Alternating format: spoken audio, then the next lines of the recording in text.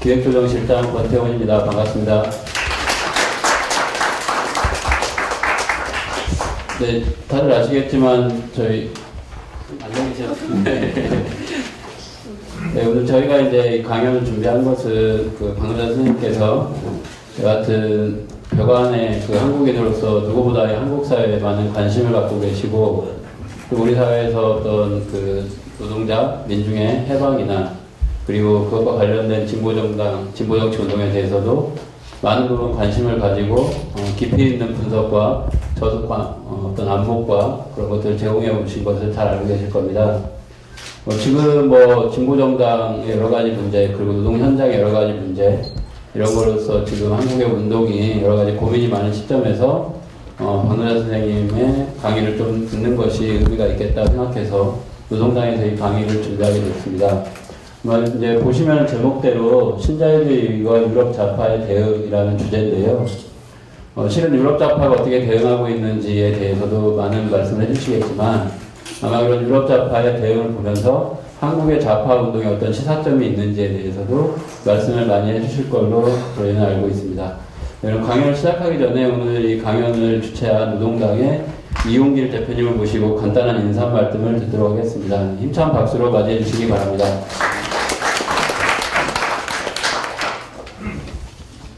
예, 강연에 오신 여러분 고맙습니다. 그리고 환영합니다.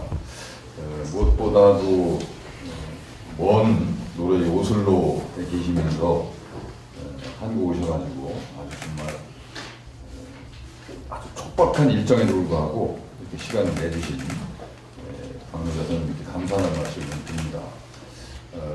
노동당 당원이시지요. 저희 당에 유럽위원회가 있습니다. 유럽위원회에 당원들이 한 70명 정도 활동을 하고 있습니다. 우리 선생님께 말씀 듣기 전에 당에서 만들고 있는 기관지를 지금 3호째 나왔는데 선물을 제가 드리려고 그랬고요. 그리고 이 꽃은 이제 장미꽃인데 당이 이제 노동당으로 당명을 바꾸고 상징을 장미를 정했어요. 장미꽃을 드리는 것도 의미가 있겠다. 우리 당원이시니까 드리면서 말씀을 청해보려고 합니다.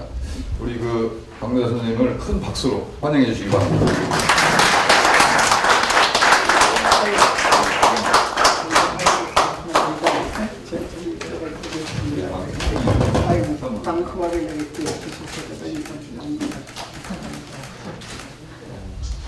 네, 여기에 와주셔서 대단히 감사드립니다. 제가 맨 먼저 아마 약간의 단서를 따라야 하는데, 우리는 보통 유럽 경험이다 하면은 우리가 배워야 할 경험, 이런 식으로 보는데, 실제로는 유럽 좌파가 과연 신자유주의 위기에 제대로 대응하는가, 그게 전체적으로 봤을 때 배울만 하는가, 이렇게 물어보면 저는 전혀 아니라고 생각합니다. 제대로 대응하지 못하고 있습니다. 특히는 이제 유럽의 중심이라면 그왕의 넓은 의미에서의 독일권, 독일, 네덜란드, 오스트리아권인데 거기 같은 경우에는 특히 대응에 있어서 미비점이 대단히 많고 사실상 제대로 대응하지 못하고 있다. 이렇게 생각하는 거고요. 남유럽 같은 경우에는 훨씬 더 비극적인 상황에 처해 있는 만큼 좌파의 대응도 좀 더 적극적이지 않을 수가 없는 그런 부분이 있는 것입니다. 그러니까 우리가 지금 할 수 있는 것은 참고할 만한 정도 거기에서 가려낼 수도 있는가 하면은 어찌 보면 반면교사 될 수도 있는 겁니다. 그러니까 제대로 대응한다고는 하기가 어려운 거고 우리가 그것을 벤치마킹 하자는 그런 의미는 절대 아니고요. 거기에서는 배울 만한 점은 배우고 배우지 말아야 할 점은 배우지 않는 게 아마 좋을 것 같습니다. 그러니까 신자유주의 위기는 전 세계적인 것이지만은 어찌 보면 가장 강하게 느껴지는 것이 유럽입니다. 세계 자본주의 체제에서는 자본 축적에 세계 중심이 있지 않습니까? 북미, 유럽, 일본이라면 유럽은 그 중에서는 위기가 제일 깊다는 게 유럽 주변부, 유럽 내부 주변부와 외부 주변부의 상황이 분명하게 잘 보여주는 것입니다. 유럽 외부의 주변부라는 것이 바로 중동입니다. 우리는 요즘 아랍의 봄을 얘기하는데 만약에 세계 자본주의 체제 논리로 본다면은 북아프리카 나라들이나 시리아라든가 이런 나라들은 크게 봐서 유럽의 외부 주변부입니다. 그래서 거기에서는 뭐 지난 2009년부터 2010년부터는 정치 체제 붕괴 조짐이 나타난 것이고요. 그러니까 지금 같은 경우에는 엄청난 밑으로부터의 에너지의 분출, 사회적 에너지의 분출이 나타나고 그 속에서는 어쨌든 지배층들이 여태까지는 민중을 위한 병역이 제대로 이루어질 경우는 거의 없었지만 어쨌든 간에 당황한 지배층들이 여러 가지 재편 과정이 있는 것이 이제 이런 상황입니다. 그런데 거기에서 일단은 민중의 그 엄청난 병역 에너지가 분출되는 데 있어서는 근본적 원인이 그만큼 경제적으로 궁핍화된 것이었고요. 이거는 크게 봐서는 유럽 주변부야말로 신자유주의 위기에 가장 타격을 받았다는 얘기이기도 합니다. 유럽 연합의 내부적 주변부는 남유럽입니다. 거기에서 공식적으로 peripheral countries, 주변부적인 국가라고 부르는 것이지요. 특히는 그리스 같은 경우에는 국가 사회 붕괴 직전 상태에 있는 것이고요. 이태리, 스페인, 포르투갈, 아일랜드까지는 그러니까 사실상 국가 붕괴나 사회 붕괴까지는 아니더라도 역사상 최악의 경제 위기를 맞고 있는 것입니다. 뭐 경제 위기 정도를 얘기하자면 그리스는 젊은이들 중에서는 공식 부문에서 일자리 없고 교육기관에 족을 두지 않고 있는 사람들이 뭐 60% 넘었다라고 한다면은 말 그대로 현면이 언제나 해결할 수 있는 이런 상황을 이야기하는 것이죠. 왜 하필이면은 유럽이야말로 이와 같은 엄청난 위기의 핵이 됐는가 이야기하면은 그만큼 구조적인 원인들이 있는 것입니다. 미국이나 일본과 달리 유럽이라는 게 국가 이름이 아니고 국가 연합 이름인데 연합은 굉장히 독특합니다. 자본을 위한 연합이 만들어진 것이지 노동자 차원에서는 그 연합이라는 게 극도로 제한적입니다. 그러니까 쉽게 이야기하면은 총적의 단위인 그 앞에는 일단은 통일된 거죠. 유로로 통일된 것이죠. 그 다음에는 자본의 이동은 완전히 자유화됐습니다. 물건, 그러니까 상품의 이동도 자유화됐고 또는 인요 가치 수취의 기본적인 수단인 노동력의 이동도 거의 자유롭습니다. 그러니까 거기까지는 자본을 위한 모든 것들이 자유롭게 이동될 수는 있는데 문제는 뭐냐면 한 가지 유럽연합에서 절대 통합이 안 되는 게 사회복지체제입니다. 그러니까 노동자의 자기 재생산을 위한 것들은 절대 통합이 될 수가 없는 거죠. 왜 그런가 하면 그렇게 해야 유럽, 그리스라든가 스페인 같은 저임금, 비교적 저임금 지역에서는 핵심부 자본들, 특히 독일 자본들이 노동자에 대한 착취를 보다 잘 할 수 있기 때문이기도 합니다. 그런데 이게 무슨 뜻인가 하면은, 주변부가 위기에 빠진 상황에서는 중심부의 사회보장체제가 그 주변부를 커버하지 않는다는 얘기를 의미죠. 그만큼은 그리스나 스페인의 사회적 위기가 엄청 심할 수밖에 없습니다. 독일식 사회보장제가 그들을 커버할 일은 없다는 것이죠.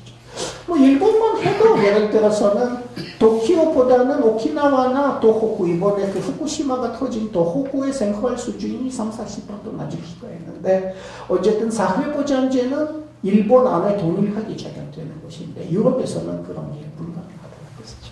이거는 유럽 연합의 구조적인 하나의 아주 재미있는 특징이고요. 이번 위기의 중심에 유럽이 있는 한 이유이기도 하고요. 또 한 가지 이유는 통화의 문제이기도 합니다. 지금 아직까지는 우리가 미국이 쇠퇴하고 있다고 얘기하지만 자본세계의 기초통화는 달러입니다. 전 세계 자본시장을 보시면은 전체 자산 중에서는 약 61%가 달러로 표시되어 있습니다. 유로화가 달러에 대한 대안을 자칭하면서 부상됐는데 아직까지 유로화로 표시되어 있는 자산의 비율은 22%에 불과합니다. 그러니까 통화의 단위로서의 유로존이 달러존에 비해서는 훨씬 약하다는 것이죠. 근데 이거는 아주 큰 뜻을 가지고 있습니다. 만약에 기초 통화를 발행할 권리가 있으면 국채를 남발해서 어쨌든 문제를 국채 만들면서 봉합할 수가 있는 거고 지금 미국이 그렇게 하고 있는 거죠. 또 한 가지는 기축통화와 발행 자체는 이익이 남는 장사이기도 한다는 것이죠. 그런데 유럽 같은 경우에는 이런 거는 전혀 할 수가 없는 상황이고요. 국채 남발 같은 경우에는 유럽연합 차원에서 하지 못하고 주변국 국가들이 그렇게 했다가 지금과 같은 위기를 만난 것입니다. 만약에 그리스가 미국이었다면 지금과 같은 국채 비율로도 이렇다 할 위기를 맞지 않았을 것입니다. 그런데 그리스는 세계 기축통화를 발행하지 못하고 있습니다. 그러니까 이거는 자본 세계에서의 위치의 문제이기도 하는 것이죠. 그리고 예를 들어서는 유럽과 동아시아의 차이라면은 동아시아 핵심 부인 일본 그리고 중핵심 부인 한국과 대만 옆에는 커다란 고선장의 덩어리 중국이 있는 것입니다. 그러니까 지금 여태까지 일본과 한국은 그나마 어느 정도의 선장률을 계속 지켜온 이유 중에 하나는 중국의 고선장에 편입이 되어서 동반 선장해온 카도 상당히 큽니다. 일본으로서도 한국으로서도 제일 큰 무역 파트너가 중국이고요. 그리고 제일 큰 투자처도 역시 중국은 있는 동남아시아입니다. 근데 중국 고선장의 독일 여태까지 이제 동아시아 자본주의가 볼 수 있었는데 문제는 무엇인가 하면 유럽에서도 그런 현상이 없지 않아 있습니다. 독일로서도 중국으로의 수출이 굉장히 중요한 경제적인 변수인데 근데 그렇다 하더라도 유럽연합의 주변에 있는 주변국나라들, 러시아나 우크라이나나 중동 나라들은 고선장 한 적도 없고 할 일이 없습니다. 그러니까 동아시아 자본주의가 아직은 유럽 자본주의보다 조금 더 공정할 수 있는 이유 중에 하나는 중국이라는 세계사적인 변수가 있기도 하는 것이죠. 근데 그렇게 해서 유럽은 지금 신자유주의 위기의 맨 중심이 됐는데 그러면은 이 위기가 어떤 식으로 만들어진 거고 이 위기의 사회 정치적 특징이 무엇이고 조합하면 뭘 잘하고 뭘 잘못하는지 남은 몇 분이 남았을까? 한 25분 동안 우리가 이야기하면 어떨까 싶은 것입니다. 지금 조금 뼈아픈 이야기를 해야 할 겁니다. 원래는 제일 뼈아픈 게 내부 비판인데 제가 지금 할 이야기는 유럽 조합화 중에서는 전통 조합화라고 할 산민주의자들에 대해서는 뼈아픈 이야기를 아마 해야 할 것 같습니다. 그 신자유주의라는 거는 전 세계적으로는 이제 영국과 미국에서는 80년대부터 스타트가 돼서 이렇게 시작이 됐지만은 전 세계적인 신자유주의적 질서의 확립은 90년대입니다. 그 확립을 누가 어디에서 어떻게 했는가 하면은 일본과 한국은 약간 서로 다릅니다. 일본에서는 극우파, 자민당의 고이즈미 주니치로 같은 정권이 노동 파견이라든가 우체국 민영화라든가 이제 그런 굵직굵직한 신자유주의적인 안들을 통과시키고 일본 사회를 본격적으로 망가뜨렸습니다. 그러니까 한때는 거의 스웨덴하고 비슷비슷한 진위 개수를 자랑했던 일본에서는 지금 비정규직 비율이 30% 정도 된 것이죠. 그 이제 고이즈미 그러니까 극우파의 작품입니다. 대한민국에서는 신자유주의를 실행한 게 우파 자유주의, 김대중 세력과 노무현 세력, 그 이후에 극우 세력. 그런데 신자유주의 정책에 있어서는 김대중, 노무현, 이명박밖에 아무 차이는 없습니다. 기본적으로 김대중이 시작한 일이었고요. 그러니까 그 다음에는 미국 같은 경우에는 한국하고 유형이 비슷합니다. 미국에서도 신자유주의를 레이건 이후에 본격화시킨 게 클린턴 정권 하입니다. 그런데 유럽은 한국, 일본, 미국과 전혀 다른 형태를 보이는데 유럽 같은 경우에는 우리 같은 사람한테 슬픈 이야기지만 신자유주의를 실행한 게 조합화, 구조합화 그러니까 삼인주의자들입니다. 90년대 유럽의 주요 국가에서는 사민당들이 집권했고 그 사민당들이야말로 신자유주의를 본격화시켰습니다. 대표적으로는 영국에서는 블레어의 신노동당이라든가 프랑스에서의 조스핀의 사회당이라든가 지금도 그 후신이 집권당입니다. 그리고 독일에서의 유럽 조합화 전당 중에 제일 오래된 말하자면 유럽 조합화의 전통적 중심이기도 한 독일 사민당이 독일의 전통적인 사민주의적 체제를 폐지시키고 신자유주의를 앞장서서 실행한 것입니다. 그러니까 독일에서의 소위 하츠사 그러니까 사회보장체 계약, 노동시장 체제의 계약 이런 것은 슈로이더 하에서의 3인당이 앞장서서 한 것이고요. 그 무명이 높은 사회복지체제계약법안인 하74의 하7은 3인당 단직자, 고위 단직자이며 금속노조의 전직 관료이기도 합니다. 그러니까 말 그대로 그러니까 가장 오래된 조합화촌단이 노동자한테 가장 큰 상처를 입힌 그런 역설적인 상황이 바로 유럽에서 벌어진 것이죠. 그러니까 유럽의 신자유주의라는 게 삼인주의적 신자유주의입니다. 말하자면 이거는 역설처럼 들리지만은 우리 같으면 삼인주의도 거의 뭐 빨갱이처럼 찍었대요. 이런 사회다 보니까 이런 건 믿지 못할 역설처럼 들리지만은 사실 그러기 유럽에서 가능하기도 합니다. 이 삼인주의적인 신자유주의가 무엇인지 한번 이제 구체적인 그 사례를 이야기해 볼까 싶은 것입니다. 그러니까 예를 들어서는 지금 독일을 보시면은 그러니까 왜 하필이면 독일에서는 실업률이 6%밖에 안 되는가 보면은 다른 나라 같으면 아마도 실업수당을 받을 수많은 사람들이 저임금 노동도 아니고 최저임금 노동, 무임금에 가까운 노동이 내몰려 있는 것입니다. 3인당이 사회보장체제를 계약시킨 뒤에는 독일에서는 미니잡이라는 개념이 생겼습니다. 미니잡이 무엇입니까? 그건 한 달에 400유로 정도 받으면서 세금 납부를 안 하고 일하는 것입니다. 이 노동시간은 비슷합니다. 그런데 문제는 뭐냐면 독일에 가보신 분 아시겠지만 400유로 가지고 독일에서 한 달은 물론 일주일도 버티기가 힘듭니다. 그러니까 이분들이 어떻게 버텨야 할까요? 실업수당을 어쨌든 사회복지사무소에 가서 그 최저생계비까지의 남은 금액을 거기에다 보충받아야 합니다. 그럼 결국에 이게 무엇이 되는가요? 국가복지체계가 자본을 위한 먹잇감들이 된 노동자들의 생존을 보장해가면서 자본으로 하여금 그들을 매우 싼 값에 구리게끔 만들어주는 이런 복지주의와 신자유주의의 독일적인 결합이 되는 것입니다. 그러니까 저임금 노동자들이 이토록 많아질 수가 있고 뭐 지금 미니잡 갖고 있는 인구가 500만 명이나 되니까 이토록 많아질 수가 있고 이토록 쉽게 부려질 수가 있는 이유는 그들의 생존을 여전히 국가가 보장해주기 때문입니다. 그러니까 이런 국가적인 복지주의가 없었다면 이와 같은 신자유주의도 가동이 안 됐을 것입니다. 아마도 혁명으로 끝났을 겁니다. 그러니까 재미있는 거죠. 그러니까 삼인주의자들이야말로 이와 같은 체제를 만들 수가 있습니다. 그러니까 근데 이 체제는 기업들한테는 대단히 편한 체제죠.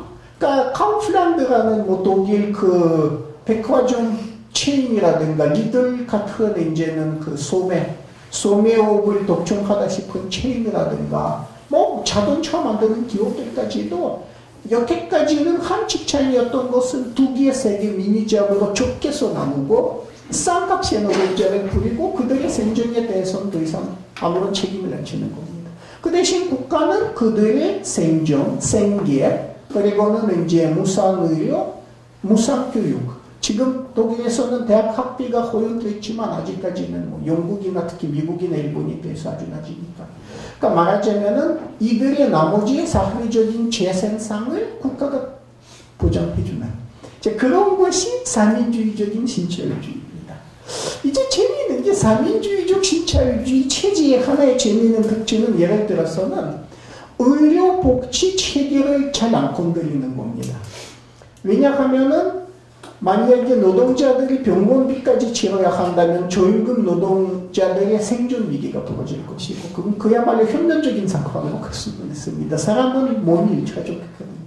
그러니까 의료체계를 심하게 건드린 유럽 나라들이 아주 없습니다. 대부분 병원비가 지금대로 그러는 것이죠.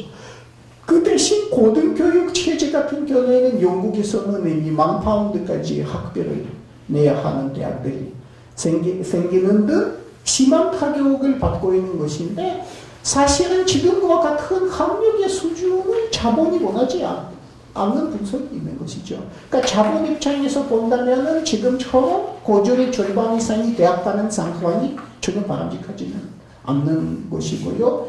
그 이제 자본의 인력 가치 수치 차원에서는 이 정도의 환경이 불필요합니다. 그러니까 이 부분을 조금 더 타격을 해도 되는 이제 그런 것이기도 하는 것이죠. 그러니까 신자유주의자들이 무엇을 타격하는가 보면은 정확하게 자본들의 인력 수치의 필요성이 어떤 것인지 알 수가 있는 것입니다.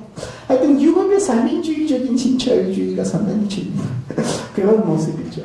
원래는 그 급진적 조합화, 볼셰빅들이 사민주의자들을 계량주의라고 불렀고, 리포미즘은 계량주의죠. 한국에서는 뭐 운동권에서 90년대 초반까지도 좀 급진적 운동권과 맞지 않은 모든 사람 계량주의자라고 불렀습니다. 그러니까 그 단어가 오래 갔습니다. 근데 재미있는 게 더 이상 이 단어를 쓸 수 있는 아주 쉬운 이유는 사민주의자들이 계약주의면 계약주의지 계량주의하고 관계없기 때문에 더 이상 아무것도 계량되지는 않습니다. 계량될 생각도 없고요. 그러니까 지금 사민주의자들을 노동자들이 아직은 많은 경우에는 찍어주는 유일한 모든 계약주의적인 전단들 중에서는 그들이 조금 덜 계약주의적이라고 생각하기 때문인데 그것도 환상에 불과합니다. 그러니까 사민주의는 사실상 조합화선을 완전히 상실했습니다. 완전히 상실했고 한국에서는 아직까지 사민주의로 가겠다는 소위 진보 정당이 있다는데 이거는 사실 어떻게 보면 웃지 못할 코미디이기도 합니다. 그 이제 코미디라는 게 예컨대는 유럽 사민주의자들이 50, 60년대에 만들어진 사회 복지 체제는 그 당시에는 사민주의자의 급진선 덕분이라기보다는 호황기라는 특수한 경제사회적 상황하고 소련과의 경쟁이라는 특수한 정치적 상황 속에서 가능한 것이지 지금 사민주의자들은 그런 복지체제를 지키지도 못하고 앞장서서 계약시키는데 지금 사민주의 하겠다 해서 유럽이 50, 60년대처럼 복지체제를 만들 수 있다 이런 생각은 거의 넌센스에 가깝습니다. 근데 그 사민주의는 어떤 개혁적인 잠재력마저도 이런 시점이 지금인데 그러면 지금은 조합화가 무엇인가? 그 지금 조합화는 결국에 사민주의보다 더 왼쪽에 쏘있는 전단이 조합화일 것입니다. 그런 의미에서는 유럽은 좀 유일한 공간이기도 하죠. 미국에서는 조합화 전단은 없습니다. 그러니까 극우적인 공화당이 있는가 하면 우파 자유주의와 아주 온공한 사민주의가 뒤섞인 민주당이 있습니다. 그러니까 조합화는 없죠. 민주당은 조합화와 관계없습니다. 일본 같은 경우에는 이제 조합화는 있어도 공산당이라는 조합화는 있어도 역시 국민국가 틀 안에서는 대단히 온공화돼서 이름은 공산당이지만 사실상 사민당에 가까운 이제 단 집권해본 적이 없는 사민당. 그래서 그만큼은 조금 더 극진적인 사민당 아마 이렇게 말할 수가 있는 것이고요. 반조합화라고 할 수 절반의 조합화라고 할 수 있을지 모르겠습니다. 한국에서는 조합화는 아직도 제도 안으로 제대로 들어가지 못하고 제도 밖에 이제는 있는 것이고요. 유럽은 제도 안에 급진 조합화가 있는 유일한 말하자면 산업화된 지역 중에서는 유일한 지역이기도 합니다. 좀 특수한 지역이죠. 그런 중에서는. 그러면은 이제는 조합화라고 할 수 있는 정당은 사민당보다 왼쪽에 써 있는 급진 조합화일 것인데요. 대표적으로 조합화라고 할 수 있는 정당이라면은 예를 들어서는 스웨덴의 조합화당, 노르웨이의 사회주의 조합화당이나 족색당, 독일의 조합화당, 불란서의 신반차본당이라든가 조합화 전송, 그리고는 대표적으로는 그리스의 시리자라든가 이제 그런 당들을 우리가 새로운 의미에서 조합화 정당이라고 규정할 수 있는 것 같습니다.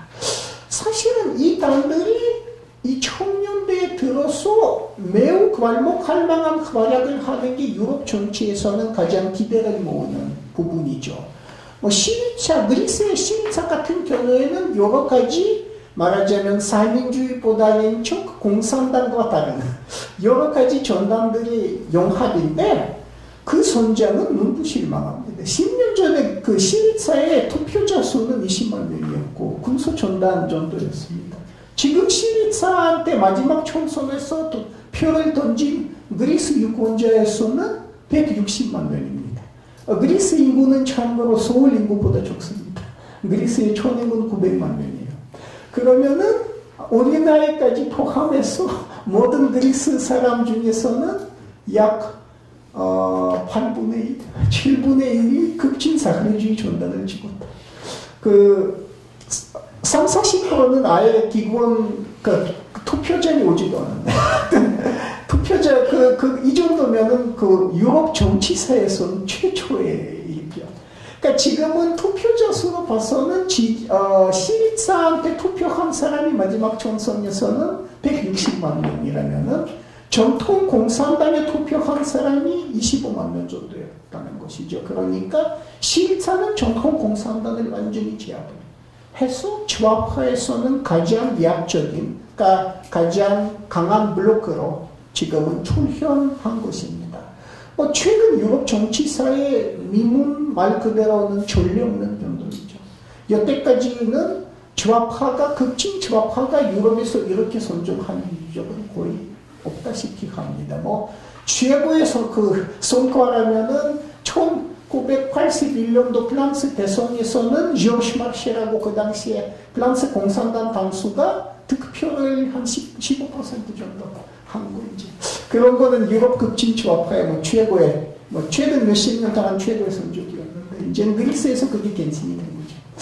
그래서 이런 일들이 있고 이거는 바로 좌파가 어느 정도 신자유주의 위기에 힘을 얻어 어떤 급진적인 대안을 제시하고 있다는 이야기가 될 수가 있는데 시리자를 이시한 유럽의 진짜 좌파 전당, 시리자도 그렇고 아까 말씀드린 예를 들어서는 스웨덴의 좌파당도 그렇고 독일의 좌파당도 그렇지만은 진짜 좌파 전당들이 맡고 있는 여러 가지 어려움들이 있습니다. 그래서 어떤 어려움들인지 개별적인 사례들을 여기에서 말할 시간이 없어서 제가 어려움들을 공주화시켜서 여러분들한테는 이제 조금 더 추상적인 형태로 말씀을 드릴까 합니다. 가장 어려운 것은 결국에는 급진 좌파가 누구를 대변하느냐의 문제죠. 원래 유럽 좌파든 어디 좌파든 노동계급의 정치적인 대표자입니다. 그건 말하자면 정답이죠. 정답인데 우리는 여기에서 한 가지 깨달아야 하는 부분이 있습니다. 또 이상 우리가 여태까지 상상했던 단일적이고 획일적인 노동계급이 없다는 것입니다. 한국만 해도 70년대, 80년대 말까지만 해도 단일적이고 획일적으로 노동계급이라고 문득거리 얘기할 수 있었습니다. 현대 중공업의 중년 남성 정규직이든 아니면은 동일 반직이 요건이든 월급은 왔다 갔다 하고 차이가 있을 수는 있지만 기본적으로 노동자라면 공순이 곤돌이었고 말 그대로 하드에 권리 주지 못하고 민주노조 하나 못 만드는 이런 사람들이었기 때문에 단일적인 노동계급이 있었다고 볼 수 있죠. 지금은 전혀 그렇지가 않습니다. 근데 유럽은 그것보다는 더하면 더하는 것이죠. 그러니까 유럽 같은 경우에는 노동자 중에서는 크게 봐서는 핵심부 노동력과 주변부 노동력을 구별해서 이야기할 수가 있는데 핵심부 노동력이라고 하면 대체하면 큰 기업에서 안정적으로 일하고 해고가 불가능에 가깝고 조직화 되어 있고 상당수는 여성이 아닌 남성이고 백인이고 고숙련인 노동자들이 핵심부 인력이라고 합니다. 이 핵심부 인력들 중에서는 어느 유럽 나라에서도 비정규직들이 거의 없습니다.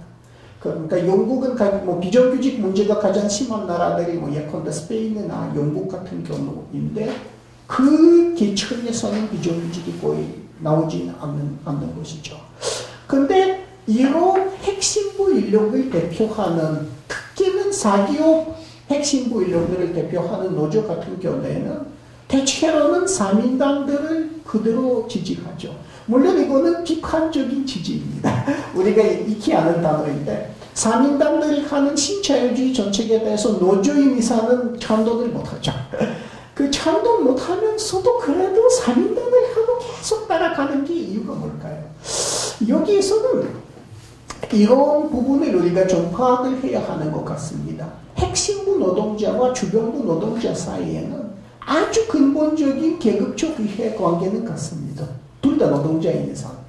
결국에는 아주 근본적인 이해관계는 같이 간다 하더라도 자본이나 국가는 어디까지나 부차적인 이해관계를 이용해서 그들 사회를 이관시키고 분리통치할 수는 있습니다. 예를 들어서 이런 거 봐주시기 바랍니다. 그러니까 독일 같은 경우에는 예를 들어서는 미니잡이라든가 이런 미드잡 그거는 이제 $800까지 한 달에 받고 69의 생존선 밑에 떨어진 노동자들 또는 미등록 외국인 고용하는 거라든가 이런 것 덕분에 사실은 최근 보면은 서비스 값이 좀 싸졌습니다. 인플레이션을 감안해서 계산한다면. 또 중국산 그 저렴한 상품들이 많이 들어와서 사실은 정규직 남성 고숙련 노동자 가게의 소비 항목을 본다면은 음식, 홈이나 옷 등등이 해당되는 지출이 줄고 조금 고급 지출이 늘고 있습니다. 여행이라든가 통신비라든가. 그러니까 정규직 백인 남성 고숙련 노동자의 삶이 사실은 우리가 위기위기다 하는데 그렇게 나빠지는 일이 없거든요. 나빠지는 일이 없는데 예를 들어서는 그게 누구 뭐 덕분인가 생각하면 여러분 그렇게 생각해 보시죠. 한 레스토랑에서는 옛날에 정규직 한 사람이 일했는데 그 정규직은 해고가 되고 그 대신 2-3명의 터키 여성을 고용을 해서 미니잡이라고 주고 그들에게는 한 달에 400유로 정도 지불한다면요. 결국에는 인건비를 그렇게 깎아서 이 레스토랑은 독일인들이 좋아하는 맥주나 소시지를 좀 싸게 팔 수가 있어요. 그 싸게 판다면은 일단 누구한테 이득이 갑니까? 그 인건비 줄여서 이득 제일 많이 보는 게 주인인 거예요. 레스토랑 주인하고 그 다음에 이제 외식 산업하고 유관한 모든 업체들입니다. 그런데 부차적이지만 이 레스토랑 잘 찾는 정규직 백인 남성 노동자도 사실 이익을 보죠. 외식값이 줄어드니까. 그러니까 어떻게 보면 주변부 노동에 대한 과도한 착취는 핵심부 노동자들한테는 생활의 세계에서는 꼭 그렇게 나쁘게만 느껴지는 건 아닙니다. 이 두 노동자 계층 사이에서는 실제로는 어떻게 보면 부차적인 모순, 절대 모순은 아니지만 부차적인 모순이 존재하는데 대체로는 사민당들을 지지하는 노조는 바로 핵심부 노동력을 대표하는 노조죠. 근데 문제는 주변부 노동력 같은 경우에는 조직화 자체가 잘 되기가 힘듭니다. 상당수는 여성들이고 또 상당수는 임인자나 청년들이고 또 많이들 두잡족들이고 말 그대로 정신없이 일해야 하는 사람들이고 노조 조합비 내기도 보고 이런 사정들을 갖고 있는 사람이 많습니다. 그러니까 노조를 전통적인 조합화적 방식이 뭐냐면 우리가 노조를 매개로 해서 대중들을 조직화시키는 건데 이분들 같은 경우는 노조를 매개로 하기가 힘듭니다. 조직이 안 돼 있기 때문에. 그러니까 결국에는 어떤 문제인가 하면 급진 정당들 같은 경우에는 조직 고숙련 백인 남성 노동자한테도 당연히 호소해야 하지만 1차적으로 우리가 호소할 수 있는 대상은 무엇보다는 가장 착취당하는 노동자들, 그러니까 주변부 노동입니다. 그러니까 급진 정당들한테 가장 쉽게 오는 노동자들이 누구인가 하면은 아직은 노동자 되지도 못하고 노동 예비군이 될 수 있는 사람, 청년. 이미 노동력을 상실해서 사실상 경제 관계에서 벗어남으로써는 주변화 당한 사람, 연금 생활자. 그리고는 노동시장에서는 차별당할 수밖에 없는 이주민과 여성. 이런 사람들이 급진 전단으로 가장 쉽게 오는 것입니다. 실제로는 지난 그리스 총성에서 본다면 놀라운 일이지만 25세 이하 젊은이와 65세 이상의 그러니까 나이 드신 분들 사이에서는 시리차는 50% 이상 차지했습니다. 그러니까 어떻게 보면 이건 재미있는 현상이죠. 늙은이와 젊은이들의 교합. 급진 조합화를 매개로 한 늙은이와 젊은이들의 교합. 그러니까 이런 겁니다. 근데 비슷비슷한 상황을 동북권에서 아주 많이 볼 수 있습니다.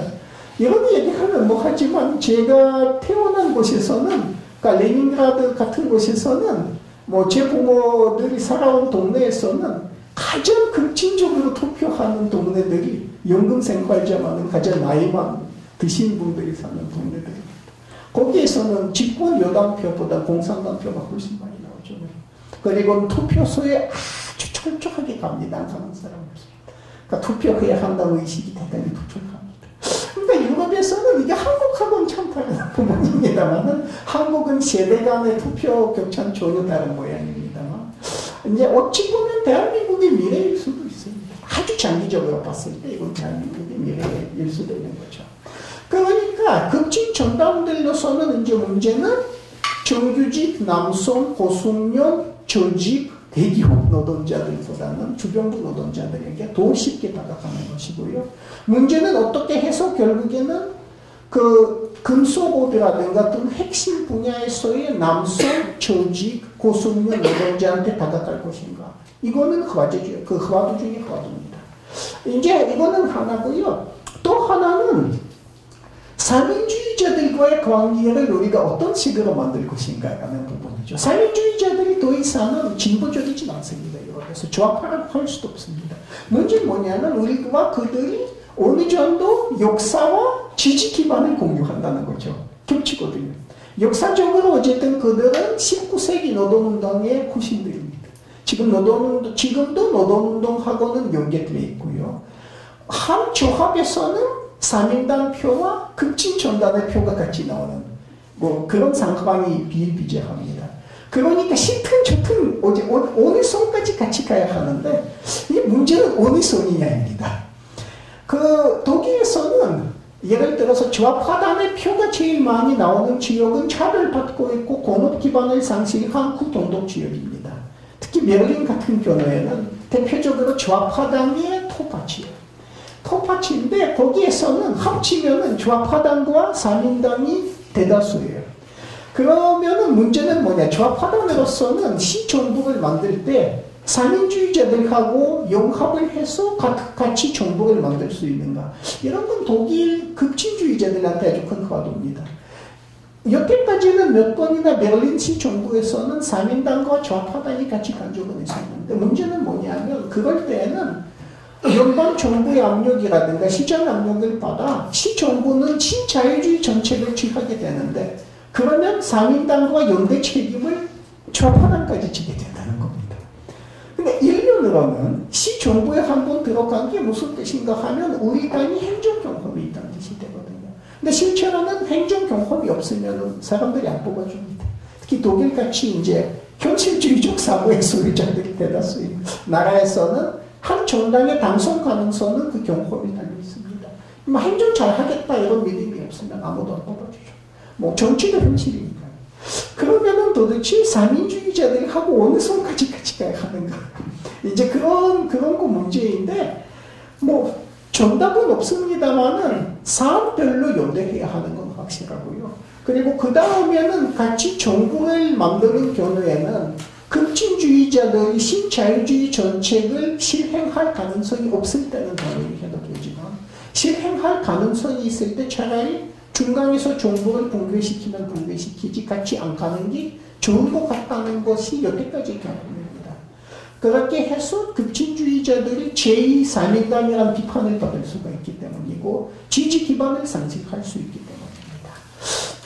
그래서 이제 그게 두 번째 어려움인데요. 그러니까 우리는 지지 세력들이 누구인가를 정확하게 파악하고 그 다음에는 주변부 노동자를 먼저 일단은 가져가고 그 다음에는 그 핵심부 노동자한테 다가가는 것이 하나의 문제라면 또 하나의 문제는 기존의 사민당들과의 관계 문제죠. 그 다음에 또 하나의 문제는 사실 급진주의자들의 제일 큰 전적이 누구냐?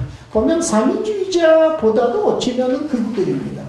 왜냐하면은 이민자나 여성은 좀 다르지만은 청년, 백인, 남성, 미숙년, 저숙년, 하급 노동자들이 급진단을 안 치르면 누굴 찍습니까? 파시스트들을 찍죠. 그러니까 급진주의자들이 이와 같은 부문을 놓고 대결하는 대상이 파시스트들이에요. 지난번에 한국 청년 진사 중에서는 이명박 표가 많이 나오고 그 다음에 박근혜를 지지하는 대학생들 이런 현상이 나오는 것과는 뭐 일맥상통하는 부분이 있을까 싶은데 어쨌든 간에 유럽 같은 경우에는 특히는 별로 교육을 못 받은 젊은 백인 남성이라면 진짜 급진주의자가 안 되면 파시스트가 될 확률이 꽤 높고, 파시스트에 대한 지지가 꽤 높습니다. 유럽에서는. 뭐 지난 총소 지난 프랑스 대선에서는 국민 전선이 16% 득표한 거나, 뭐 노르웨이 지난 총선 같은 경우에는 극우당인 진보당은 역시 16% 정도 득표했습니다. 참고로 말씀드리자면 제가 지지하는 족색당, 그러니까 급진공산당의 득표율이 1.4%였습니다.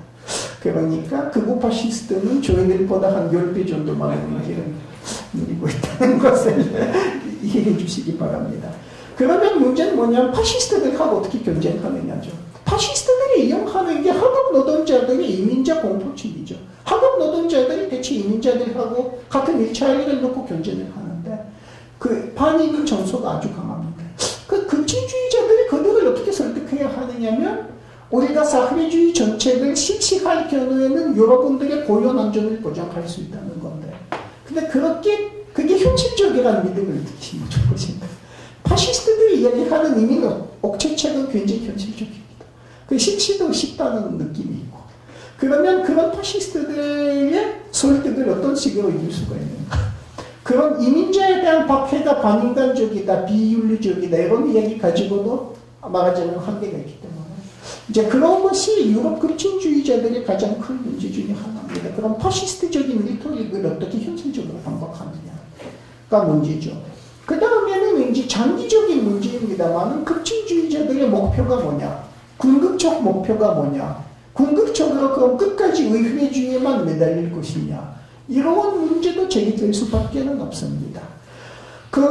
독일에서는 최근에 이제 일어난 사건입니다만 좌파단의 한 고급 여성 당직자가 좌파 신문인 유게벨트에서는 하나의 공산주의로의 길이라는 장문의 기사를 실었는데 거기에서는 투표를 통해서만 공산주의로 갈 수 없으며 지금과 같은 절차적 민주주의만으로는 우리 목표를 도달할 수 없다. 그 완곡한 표현으로는 의회주의에 포획되면 안 된다는 얘기했습니다. 2년 전에 그 기사가 났는데 그 다음에 어떤 일이 일어났는가? 난리 났습니다. 너네들이 테러리스트냐? 무장혁명을 하겠다는 건 돈독이 그림냐? 이제 지금 최근에 그게 폭로된 거지만 독일의 연방 홍법 수호대라고 일천의 비밀 경찰이 있는데 좌파단을 감시하고 있습니다.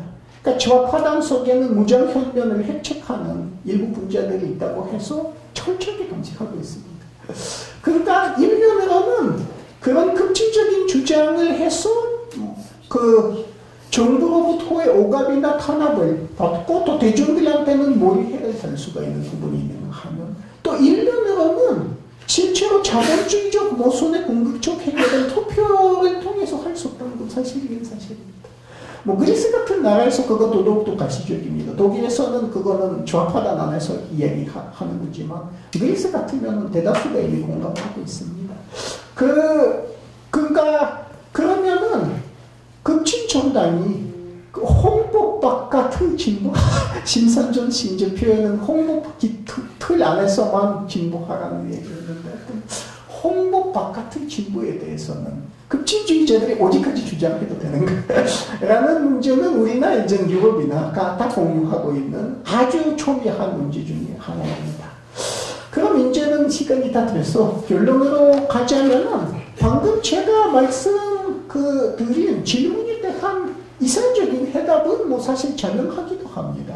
일단 새로운 좌파는 1차적으로는 가장 어려운 노동, 그러니까 가장 하급의 노동, 가장 주변부적인 노동이 호소해야 할 것이고요. 그러니까 또 그만큼은 조금 더 유용하고 조금 더 여태까지와 다른 비관료적인 조직을 지향할 수밖에 없기도 합니다. 유럽 좌파의 공식은 노조가 좌파 정당에 단체 가입하는 거였는데 조직되기 어려운 젊은이들 같은 경우에는 그 단체 가입은 뭐 불가능한 거죠.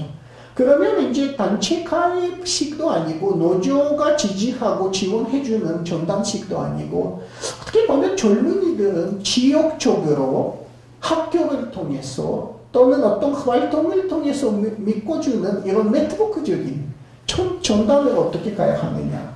지금 그건 유럽 급진주의자들의 가장 큰 고민입니다. 관료적 전당에서 네트워크적 전당을 어떻게 가고 그러면서도 동원 능력과 규율을 어떻게 간직하는가.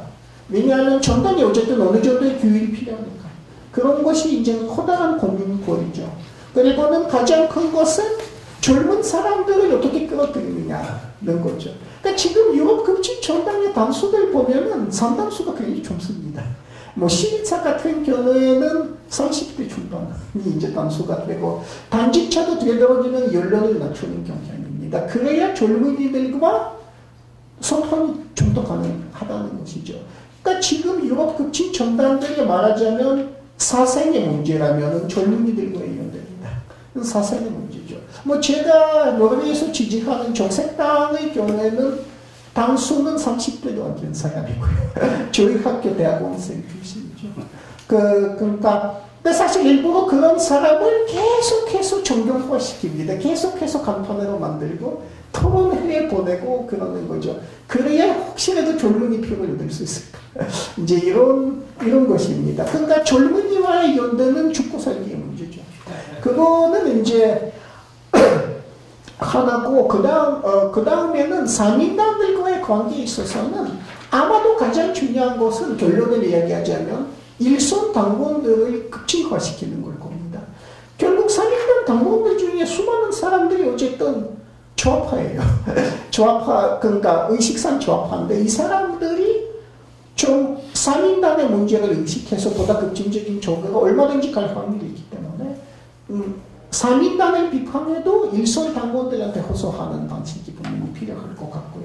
그리고 그 다음에는 그들과 맞설 때는 분명히 이야기해야 하는 게 일자리 창출을 어떻게 할 것인가. 그러니까 그들이 가장 이용하기 쉬운 게 실업자나 예비 실업자들의 이민자들이 우리 일자리 가져가는 공포증인데 예를 들어서는 부유세를 증세를 해서 어떻게 공공 부문에 아주 좋은 일자리를 만들 수 있는가. 이런 방면이 아마 우선이 돼야 할 것 같고요.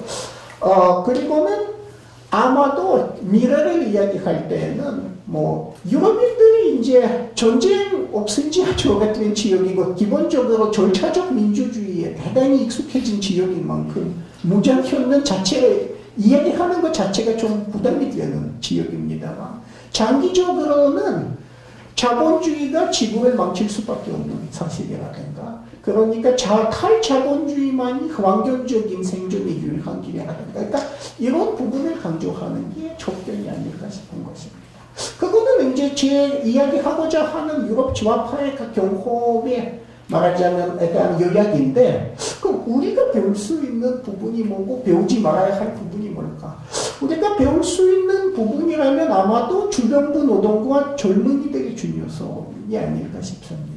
그러니까 급진 좌파는 그들한테 기대해야 한다는 것이고요.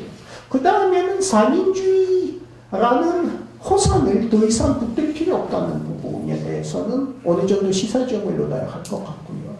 그 다음에 상인당들과의 관계 정립에 있어서는 정술적인 연대와 전략적인 독립, 어떠한 전략적인 독립의 관계라든가 그런 부분을 조금 배울 수가 이제 참고할 수가 있지 않을까 싶은 것입니다. 그리고 한국은 극우 정당은 사실 새누리당은 주류파와 극우를 결합하거든요. 그러니까 결국에는 새누리당의 포섭 전략이 어떻게 맞서느냐가 이제 우리 이야기인데 결국에는 젊은이들한테 이야기할 때는 그러니까 사회주의적인 정책이 줄 수 있는 고용 효과 또는 이제 젊은 사람들의 삶의 개선의 효과 예를 들어서는 아르바이트를 둘러싼 착취 관계를 우리가 어떤 식으로 개선할 것인가 라는 것을 구체적으로 이야기해야 하는 거 아닌가.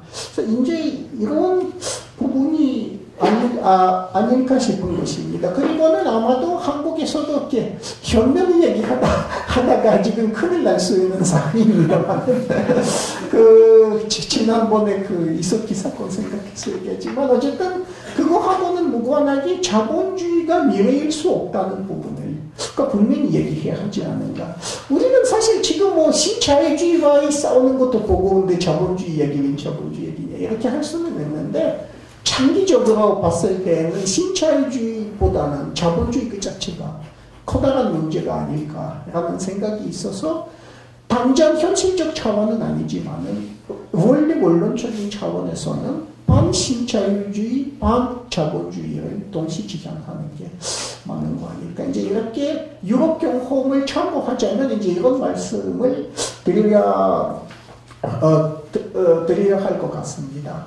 근데 이제는 그러면은 참고하지 말아야 할 부분이 무엇인가라고 한다면은 유럽 주합파는 약간 이제 그런 부분이 좀 강한 겁니다. 왜 미숙년 젊은 남성들이 그렇게 극우 쪽으로 많이 가는가 보면은 저는 노르웨이에서 살면서 노르웨이 극주화와 극우들의 관계를 이렇게 보면서 느끼는 게 노르웨이 주합파, 극진 주합파의 지적인 오만이 끔찍합니다. 정말 끔찍합니다. 뭐 한국 운동권하고는 비슷해요. 운동권보다 좀 더 하는 것 같기도 하고, 한국은 원래 문자 문화가 강하니까 또 이제 그런 거 어느 정도 광용해주는 사회인데 노르웨이 사회가 또 다르니까요. 그러니까 노르웨이 극진 주합파가 하는 말을 일반 사람이 알아볼 수가 없어요. 그러니까 한국 운동권이 뭐 좋아했던 어려운 한 차원은 글쎄 그게 한국은 근데 또 유식함에 대한 사회적 동력이 하도 강하니까 몰라도 그냥 찾아보면서 배우는데 또 유럽 사회에서 그게 나타나요. 그러니까 정말 저는 노르웨이 좌파를 보면서 이제 그런 생각을 합니다. 적색당은 지금 그 적색당하고 가장 가까운 신문이 계급투쟁지라는 신문이 있습니다. 노르웨이에서 클래스 캄펜. 뭐 저도 매일매일 보고 있고. 근데 이 신문을 어디서 가장 많이 보는가 하면 놀라운 이야기인데 저희 학교 교수들이 제일 많이 구독하고 그 다음에 정부 총사 왜 그런가 하면 고급 공무원들이 다 좋아하는 신문입니다. 좋아하는 이유도 아주 쉬워요. 대개 지식인들한테 필요한 모든 이야기를 다 해주기 때문입니다. 이 신문이 예컨대는 서적 비평, 책 비평 세션이 모범적이에요. 그리고 예를 들어서는 스웨덴의 최근 극진 문학이라든가 뭐 이제 이런 이야기 많고 역사에 대한 이야기 대단히 많고 이제 뭐 19세기 노르웨이 지성사 흐름에 대한 진단이 없는 같은 뭐 온갖 좋은 이야기도 있고 제가 제일 좋아하는 신문입니다만 저는 되도록이면 전체 다 읽습니다. 뭐 노르웨이어 공부 차원도 그렇지만 정말 최고급 노르웨이어를 공부할 수 있는 유일한 방법 같기도 하고 일반 부르주아 일간지보다 훨씬 어려운 말만 있습니다. 그치? 언어학적으로는 이 신문을 대단히 지향하는데 이건 노동자뿐만 아니고 아마 웬만한 교사 노동자도 보기가 힘들 정도입니다. 그러니까 노르웨이 극주합화, 그러니까 극진주합화의 지초 오만이 끔찍합니다. 제가 이제 적색남에 지역 모임에 나가는데 우리는 사실 저희 나가는 사람 중에서는 유심히 지켜봐도 노동자 한 명도 없습니다. 그러니까 이게 하급이든 상급이든 없어요. 그러니까 노동자들한테 그냥 고부감을 주는 거예요. 분위기 자체가. 그러니까 참석자들이 쓰는 언어부터 그렇고 그냥 고부감을 너무 많이 주는 겁니다. 지금 저희들의 당원들 보면은 늙은 교수와 의사, 교사, 그리고는 젊은 학생, 고등학생. 대체로 그런 사람들이고 우리는 묻는 코드는 프롤레타리아 같은 것도 아니고 그죠? 우리 지적인 자본이랄까 지적인 양심으로 자본주의를 받아들일 수 없다는 얘기. 근데 그거는 뭐라 그래야 할까? 자본주의로 가장 고생받는 사람들한테 제일 호소가 안 되거든요. 자본주의로 가장 고생 많이 하는 사람들은 노르웨이에서는 15만 명 정도 되는 폴란드 노동자들인데 그 적색당이 그들한테 접근조차 못합니다. 언어부터 다르니까. 그러니까 유럽 왜 적색당이 1.4%밖에 못 받고 그구들이 16% 받는지 제가 대체로 이렇게 살다 보면 느낍니다. 지적인 오만이 극단적입니다. 그러니까 유럽의 극주화파는 이제 그런 부분이 좀 상당히 강하고 한국에서도 어떻게 해서 고학력자의 전단 이미지를 깰 수 있는가. 그러니까 정말 고학력자, 저학력자 불문하고 다들 같이 갈 수 있는 방법이 무엇일까? 이제 그런 부분이 좀 중요할 것 같고요. 그 다음에 남유럽 같은 경우에는 예를 들어서는 최하층의 영세업자들을 조합화가 왜 제대로 흡수하지 못하느냐, 이제 그런 얘기가 대단히 많습니다. 조합화는 전통적으로 노동, 특히는 공식 부문 노동이 중점을 두는데 공식 부문이 아닌 미등록 장사꾼이라든가, 그러니까 한국으로 얘기하면 노점상이라든가, 그리고 노동자보다 더 못 사는 장사꾼들, 그런 사람들이 남유럽에 많습니다. 왜 조합하는 그들을 전혀 거두지 못하는가? 가 문제인데, 역시 노동만을 대타적으로 생각하는 거 아닌가? 사실 우리가 노동도 노동이지만 전체적으로 사회 주변부 전체를 아우러야 하는데 조합하는 그런 부분을 너무너무 하고 있는 것 같기도 합니다. 그리고 그 다음에 유럽 조합화를 보면은 아무리 급진 조합화를 해도 너무 양쪽이에요. 너무나 이제 그 유럽 노동 계급이 처한 상황에 비해서는 대단히 양정합니다. 그러니까 그들이 생각할 수 있는, 그러니까 투쟁 수단은 이제 가장 급진적으로 된 그리스 같은 경우에는 시위, 집회, 그리고 총파업이라 해도 그건 이틀 이상 채 안 가요. 그러니까 말 그대로 거의 타격을 주지 않은 파업. 그러니까 그 이상의 압력을 일단은 아직은 꼬이고 있는 것인데, 그건 지금 같으면 그렇게 할 수 있다 하더라도 앞으로는 그것보다 더 급진적인 투쟁이 요구되지 않을까 이렇게 생각할 수도 있습니다. 사실은 고학력자를 중심으로 하는 조합화의 특징이기도 하지만 상황은 나빠지면 나빠질수록 오히려 조합화는 조금 더 과감해져야 하지 않을까. 이제 이런 얘기 해볼 수도 있지 않을까 싶습니다. 뭐 대체로는 이외에도 얘기할 수 있는 사항이 아주 많은데, 대체로는 여기에서는 우리가 참고할 수 있는 부분이라든가 참고 반면교사 삼을 수 있는 부분, 이런 것을 어느 정도 말씀드리고 갖고 우리가 질의응답으로 넘어가는 것 같습니다.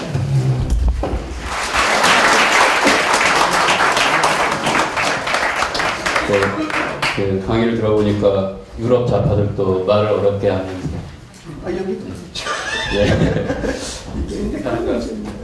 네, 질의응답을 진행하도록 하겠습니다. 그래서 뭐 질의하실 내용이 있으면 비단 이제 오늘 강의 내용도 이제 있으시겠지만 강의 내용이 아니고 또 평소에 강의자 선생님 되면 한번 묻고 싶었던 질문까지도 좀 폭넓게 받는 것으로 하겠습니다. 안녕하세요.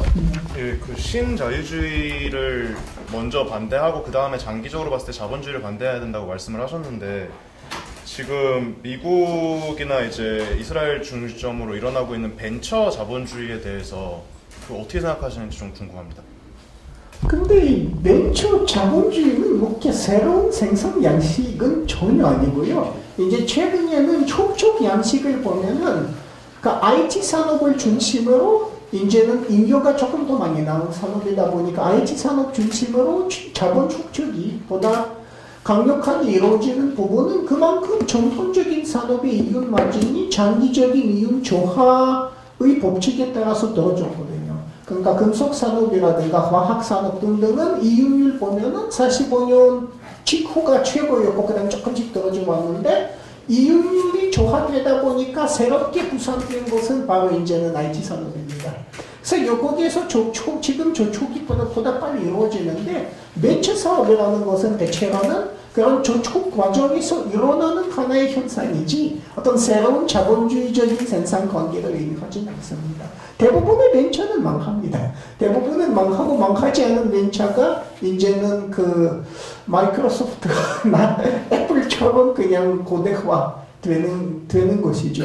그러니까 벤처라는 것도 뭐 두고 보고 한 10년 지나면은 양극화. 구글도 벤처였습니다. 구글이 벤처가 있는가 하면 흔적도 없이 사라진 벤처는 구글 하다가 태어나기 위해서는 그러니까 99의 벤처가 사라져야 합니다. 그러니까 저는 그것을 어떻게 보는가 하면 일반 자본주의 축적 과정의 하나의 형상으로 정도 보고, 그건 자본주의의 어떤 근본적인 변화는 아닌 것 같다고 생각합니다. 한 가지만 더 질문드리겠습니다. 최근에 제가 읽은 기사 중에 스위스에서 기본 스위스에서 국민투표로 기본소득제도 그거에 대해서 어떻게 생각하시는지 여쭤보겠습니다. 저는 아주 좋게 생각합니다. 그거는 우리 모든 문제의 해결은 당연히 아니지만은, 근데 유럽을 보시면 스웨덴이나 노르웨이는 총 국민 생산량 중에서 약 62%를 국가가 세금 수입을 통해서 재분배하거든요. 그러니까 그런 사회에서는, 그리고 인구 중에서는 99%가 국가로부터 뭔가를 받는 겁니다. 뭐 저 같으면은 육아수당을 받고 있습니다. 제 아이가 둘이니까 육아수당 받는 거죠. 뭐 제 아내는 오랫동안 취업수당 받았고, 그 다음에는 우리 저희 모든 학생은 국가로부터 장학금을 받고, 그 다음에 늙으면 연금을 받고, 그러니까 어차피 절대 다수의 인구가 국가한테는 돈을 받고 있는데, 결국 이 문제는 뭐냐면 이것을 하나의 기본소득으로 묶어서 일률적으로, 획일적으로 이제 주고, 그러면은 실업에 대한 공포를 없애주는 것이죠. 그게 좋은 거는 뭐냐면 노동자한테 협상력을 높여줍니다. 나한테는 이제 어쨌든 간에 빵을 매일매일 주니까 국가가 난 두려울 게 없어요. 그러니까 알바를 누가 시켜도 안 하는 거죠. 알바를 안 하고 자본한테는 얼마든지 내 노동의 값을 높여달라고 요구할 수가 있고, 내가 굶어 죽을 것 같아서 시급 4,000원, 5,000원 받고 아르바이트 할 일이 없는 거죠. 그건 좋은 게 아닙니까? 그러니까 그 정도로 이제는 나의 협상력을 그게 높이는데, 그런데 기본소득층을 운영하는 게 노르웨이나 스위스에서는 아주 현실적입니다. 어차피는 재분배가 이렇게 돌아가는 사회니까 어려운 거 아니에요. 어려운 것도 아닌데, 문제는 뭐냐, 그렇다고 고용노동이 없어지냐면 절대 안 없어집니다. 고용노동은 그대로 남아있고, 그리고는 기본소득을 초과해, 그게 기초가 생길 정도 될 거예요. 그리고 어차피는 요즘 특히 통신비가 많이 들고 하기 때문에 그 이상을 각자가 할 것이고, 그러니까 고용노동이 만드는 모든 모습들이 그대로 남아있을 겁니다. 그러니까 제가 보기에는 하나의 필요한 개혁일 수가 있지만은, 그거는 말하자면은 모든 문제를 해결하는 그런 해결사가 아닌 그런 건 아닐 것 같은 그런 생각이 듭니다. 감사합니다. 네, 질문해 주시죠. 네. 그 벤처 자본주의와 관련해서 좀 그 연관 질문인데요. 지금 그 재산업화에 대해서 질문 드리고 싶은데, 지금 선진 자본주의 국가들에서 그 2008년 세계 금융위기 이후로 그 누적된 무역 적자를 해결하기 위한 타겟으로 이제 재산업화를 추진하고 있잖아요. 그 셰일가스 개발 산업이라던가 아니면 3D 프린터라던가 이런 그 핵심 그 기술들을 통해서 이제 재산업화를 추진을 하는데, 여기에 대해서 좌파 내에서 이제 그 두 가지 입장으로 논쟁이 있는 것 같은데, 비가역성, 그러니까 포디즘에서 포스트 포디즘 또는 인더스트리얼 캐피탈리즘에서 포스트 인더스트리얼 캐피탈, 그러니까 그 모드 프로덕션, 그러니까 산업 생산 양식에서 산업적 생산 양식에서 탈산업적 생산 양식을 이행에 주목하면서 그 비가역성을 강조하는 입장에서는 재산업화가 거의 그 불가능한, 그러니까 돌아갈 수 없는 그 정책이라고 비판하고 있는데, 거기에 대해서 어떻게 어떤 관점을 갖고 계시는지 궁금해요. 저는 재산업화를 아주 재미있게 지켜보고 있습니다. 아주 재미있게 지켜보고 있는데, 이유는 무엇인가 하면은 이거는 앞으로 세계 체제가 어디로 갈 것인가를 약간 보여주는 부분이기도 합니다. 그러니까 왜 재산업화가 필요하고 어디서 필요한가? 대체로는 무엇보다 재산업화 이야기 많은 것이 미국이에요. 뭐 독일 같은 경우에는 지금도 뭐 GNP 30%가 어차피 제조업이다 보니까 재산업화 할 것도 없는데, 이제 미국에서 그런 얘기가 많은 거고, 그리스 같은 데에서는 공산당이 얘기 그런 얘기 많이 하는데, 문제는 뭐냐면 유럽 연합 주변부에서는 재산업화 하자면 한 가지 먼저 해야 합니다. 유럽 연합을 탈퇴해야 돼요. 유럽 연합 안에서 그 소위 완전히 무관세 자유무역이 있는 이상은 그리스의 재산업화는 아무 의미가 없습니다. 근데 거기에서는 이제 유럽 연합을 탈퇴하면 너무나 심각한 여러 문제들이 발생되기 때문에 그거 좌파 안에서도 엄청난 고민거리예요. 그러니까 쉽게 재산업화 얘기할 수 있는 게 미국인데, 미국에서는 그 논리가 무엇인가 하면, 지금 같은 경우에는 미국에서의 촉촉 구조는 일단은 그 기술 생산과 투자를 미국에서 하되 생산을 중국에서 하거나 동남아시아에서 하거나 멕시코나 남미에서 하는 이제 그런 방식으로 촉촉이 이루어지는 게 미국입니다. 그런데 왜 재산업화 이야기가 나오는가 하면, 하나는 그렇게 해서 중산층의 붕괴를 지연시켜야 한다는 목소리가 있는가 하고, 또 하나는 장차 지정학적으로 중국과의 관계가 급해지고 어려워지는 상황이 대비해서 말하자면 미국에서의 기술 생산과 투자, 대만에서의 중간 하도급 업체, 중국에서 생산하는 방식과 지금 애플 그 휴대폰 뭡니까 그거 아이폰을 어떻게 만드냐면 아시겠지만 폭스콘 홍해 기업 집단이 대만 기업이죠. 홍해 기업 집단이 그 미국 기술을 가지고 중국에서 수백만 명을 고용하면서 중국 노동자 손으로 만드는 게 아이폰이죠. 돈과 기술은 미국, 하도급 기업은 대만, 노동자는 중국. 그냥 이런 방식이죠. 문제는 뭐냐면 대만이 중국과 합쳐지고 지금 같은 그렇게 돼가는 겁니다. 정기적으로. 그 다음에 중국이 미국의 경제국이 된다면 이와 같은 생산 방식이 미국으로서는 그저 굉장히 위험하다는 얘기가 되는 겁니다. 그러니까 촉촉 방식을 기본적으로 바꿔야 한다는 이야기인데 이거는 장차 지정학적인 지역 블록 사이의 어떤 경쟁을 예견을 해서 하는 이야기죠. 그러면은 지금 세계 체제의 위기가 어떤 식으로 계속 갈 수 있는가 하면은 일종의 지역 블록화를 재촉할 수 있지 않을까 이제 그런 이야기가 나돌고 있고 그 재산업화는 그거하고는 맞물려 있는 것입니다. 그렇게 해서 뭐 1930년대 생각해보세요. 일본 중심의 블록, 일본, 조선, 만주, 장차 중국 전체, 독일 중심의 유럽 블록, 또는 영국 중심의 영국 제국 블록. 이런 게 블록화 경제라고 하죠. 그러니까 그런 하여튼 조금 모습은 구체적 모습은 다르겠지만 이제 그런 방식으로 가는데 대비해서 이제 재산업화 얘기하는데 좌파의 입장은 그거는 자본주의 모습을 전혀 해결할 수 없는 부분은 이제 우리 입장이 이제 출발하는 것입니다. 근데 그렇게 가는 것이 또 한 가지 우리가 자주 이야기 안 하지만 자본주의 촉적 중심 사이의 군사적인 충돌 또는 자본주의 촉적 중심과 주변부 사이의 군사적인 충돌 이제 그런 위험성하고도 약간 맞물려 있어서 좌파 같은 경우에는 절대적인 거 하나는 반전평 과학 주장이기 때문에 이 부분에 대해서 당연히 비판적으로 봐야 하지 않을까 싶습니다. 네. 네, 저기 뒤쪽, 네. 안녕하세요. 한국의 이제 정치적 특수적인 상황이 북한에 존재인데, 이 우리나라 한국 좌파가 가지고 있는 이제 안보관이라든지 이제 가져야 될 뭔가 자세라든지에 대한 의견을 듣고 싶습니다.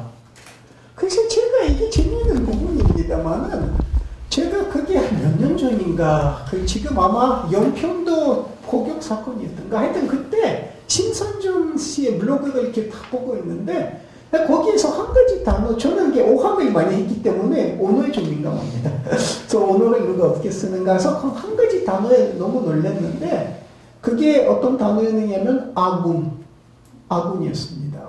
대한민국의 군대를 아군이라고 부르는 거죠.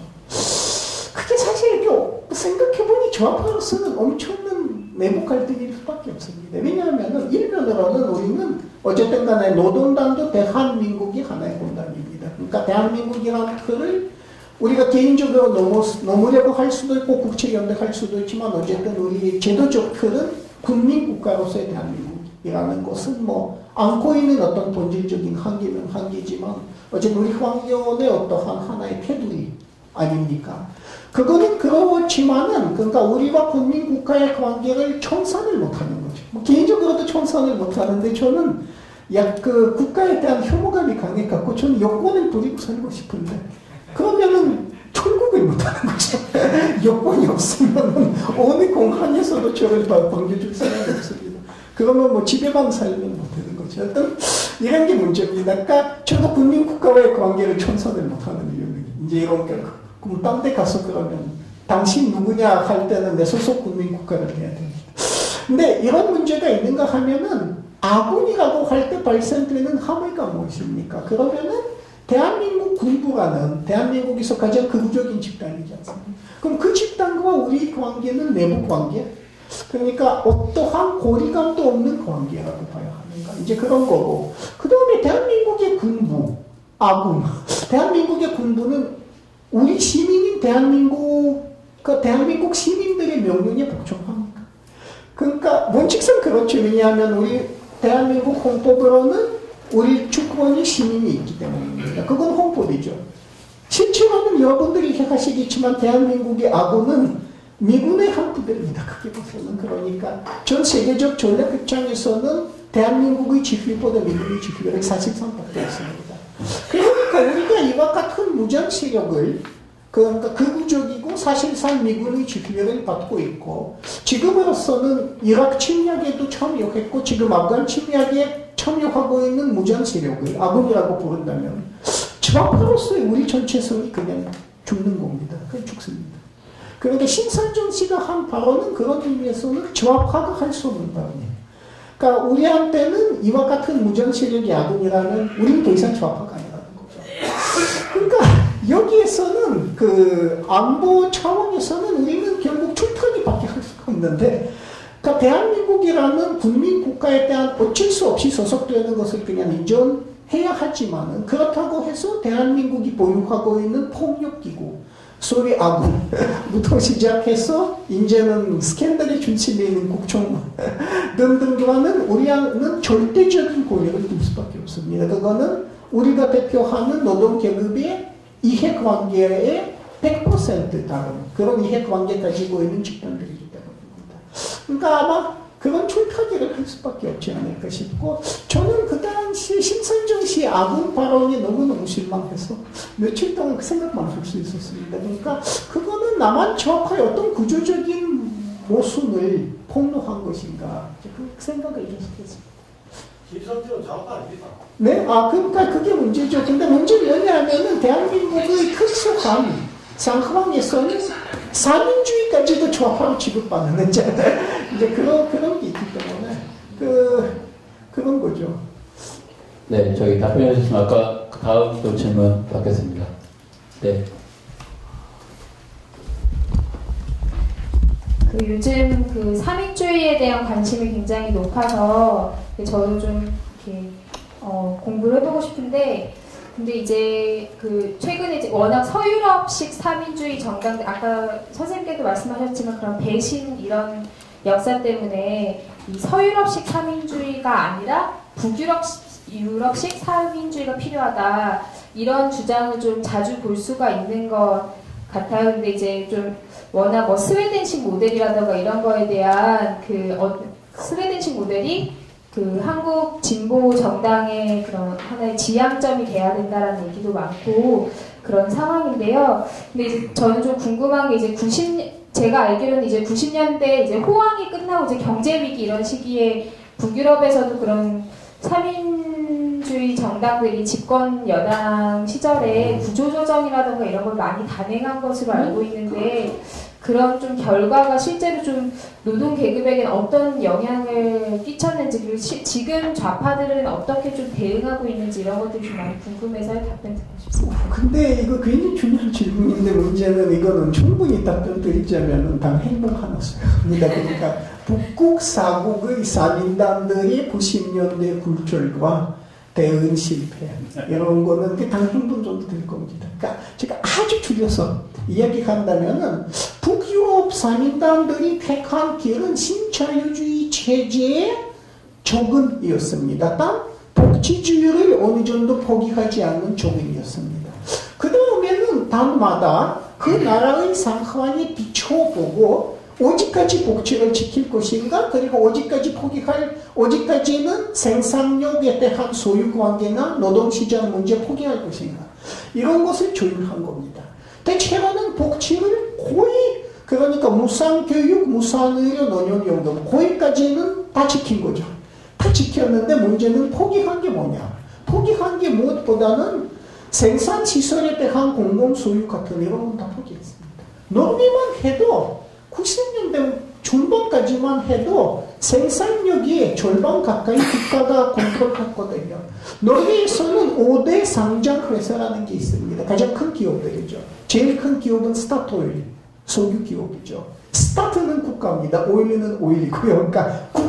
사회수기죠. 원래 국가 기업이죠. 그 다음에 뭐 노스크 휴드로라든가 야라라든가 주로 자원개발과 관련된 대기업들이 있는데 5대 상장 회사는 노르웨이에서 전통적으로는 국가가 절대적인 다수의 지분을 갖고 있었습니다.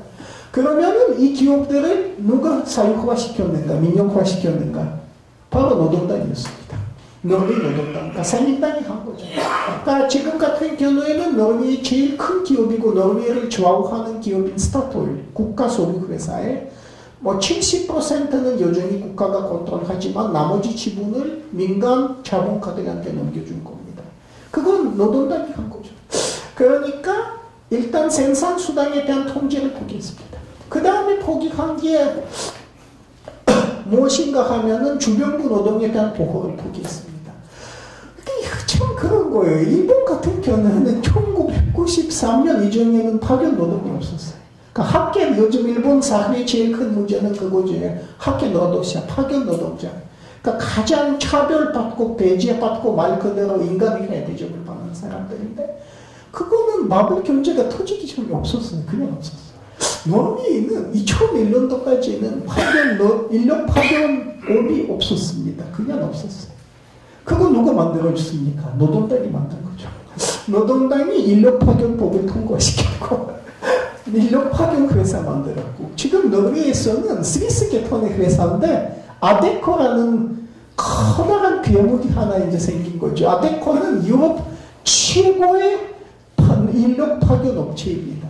그러니까 지금 노르웨이에서 인력 파견 시장을 좌지우지하는 건데 최근에 폭로한 것은 주로 외국인 이주 노동자들한테 아데코가 한 것인데 노르웨이 사람의 상식을 초월한 거죠. 뭐 일주일 75시간 노동. 한국에서 보통 일입니다. 근데 노르웨이 사람 보기에는 뭐 악몽에 가까운 믿어지지 않은 일이고 뭐 임금 체불.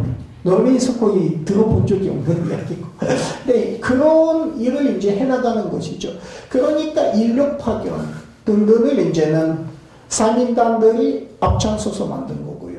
그러니까 복지는 지켰지만은 주변부 노동을 포기하고 그 다음에는 기업에 대한 통제를 포기하고 금융시장 상당 부분 열어놓기도 했던 것이죠. 그래서 그렇게 한 것인데 이제는 그 결과는 무엇인가 하면은 복지주의와 시장주의가 교묘하게 맞물린 그런 신현 말하자면은 반사민주의적, 반신자유주의적 사회입니다. 예를 들어서 스웨덴 같은 경우에는 사립학교들이 지금 전체 고등학교까지 교육시장의 11%를 잠식해버렸는데 거기에서 다니는 학생들이 돈이 아닌 국가가 발행한 바우처로 지급합니다.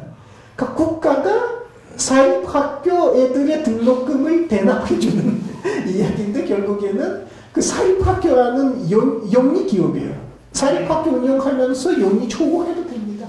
그 기업들은 상장사들이고 공개적으로 배당금을 줍니다. 그러면 그 배당금의 촌초가 뭐냐? 국고입니다. 그러니까 말하자면 국고를 약탈하는 신자유주의적인 기업들이 복지주의를 시장 삼아 좀 하려고 하는 이런 교묘한 괴물적인 상황이 이제 만들어진 거죠.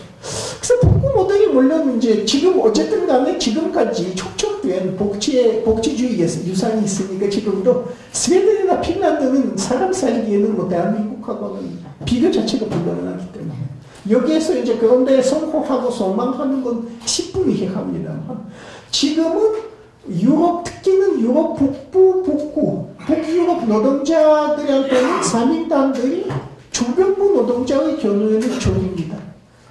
근데 주변부 노동자뿐만 아니고 최근에 덴마크 같은 경우에는 아주 재미있는 사태가 벌어졌는데 지금 덴마크 정부는 중간 좌파입니다.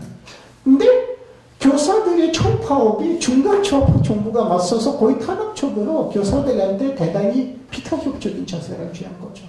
그러니까 이제는 주변부 노동뿐만 아니고 공공부문 노동까지도 사민주의 지도자들하고는 틀어지는 과정이 시작된 겁니다.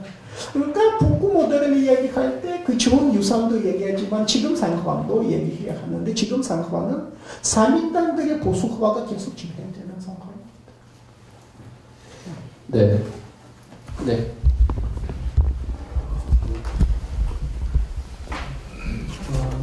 제 질문은요, 의회주의로서 사회주의를 이룰 수 있는지 질문을 드리고 싶은데 제 생각엔 아마 안 된다고 말씀하실 것 같거든요. 근데 그렇다면은 아까 말씀하신 적색당이라든가 그런 급진 좌파 정당들이 좀 제도권 내에 아무튼 있는 거잖아요. 그러니까 그런 점에 좀 모순이 있는 거 아닌가 하는 그런 생각이 들고 또 그 선생님께서 생각하시는 사회주의란 무엇인지 저는 좀 듣고 싶습니다. 저기 나라마다 상황이 다르니까 그게 뭐 치면은 주변부보다 중주변부에서는 가능할 때가 있죠. 중주변부는 뭐 칠레나 베네수엘라를 얘기하는 겁니다. 뭐 70년대 초반 생각해 보시면 칠레에서는 사회단의 알렌데가 투표를 통해서 대통령에 당선되고 당선되고 그 다음에는 급진적 사민주의 뭐 어떻게 보면은 칠레의 상황으로 사회주의에 가까운 정책을 펴나갔다가 결국 파시스트들한테 죽고 말았습니다. 근데 중요한 부분은 뭐냐면 파시스트들한테 반응을 못한 게 그분의 이제 한계였지만은 대중적 동원을 못했고 노동자한테 총을 주지 않았던 거죠. 그가 만약에 노동자들한테 총 주고 공장 민병대를 조직했다면은 아마 이야기가 조금 달라졌을 텐데 끝내 의회주의로만 하다가 죽었는데 어쨌든 간에 그런 급진적 사회주의자가 당선될 수 있는 건 남미입니다. 그 다음에 30년이 지나 베네수엘라에서는 아주 비슷한 강령을 가지고 우고 차베스가 당선이 된 거죠. 그래서 우고 차베스의 그 시험이 재미있는 부분은 일단 권력의 탄생은 의회주의입니다. 그러니까 아무런 조작이 없는 굉장히 깨끗한 선거에서 계속해서 권력이 명분이 이제 재생산되는 것이죠.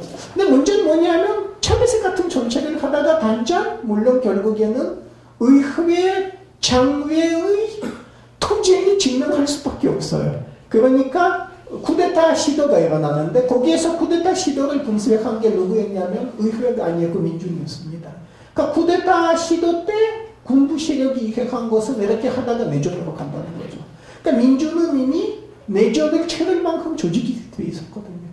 그러니까 결국에는 그런 급진적인 사회주의적 권력이 의회적으로 탄생은 돼도 그런 민주의 조직 없이는 그게 유지가 안 되는 거예요.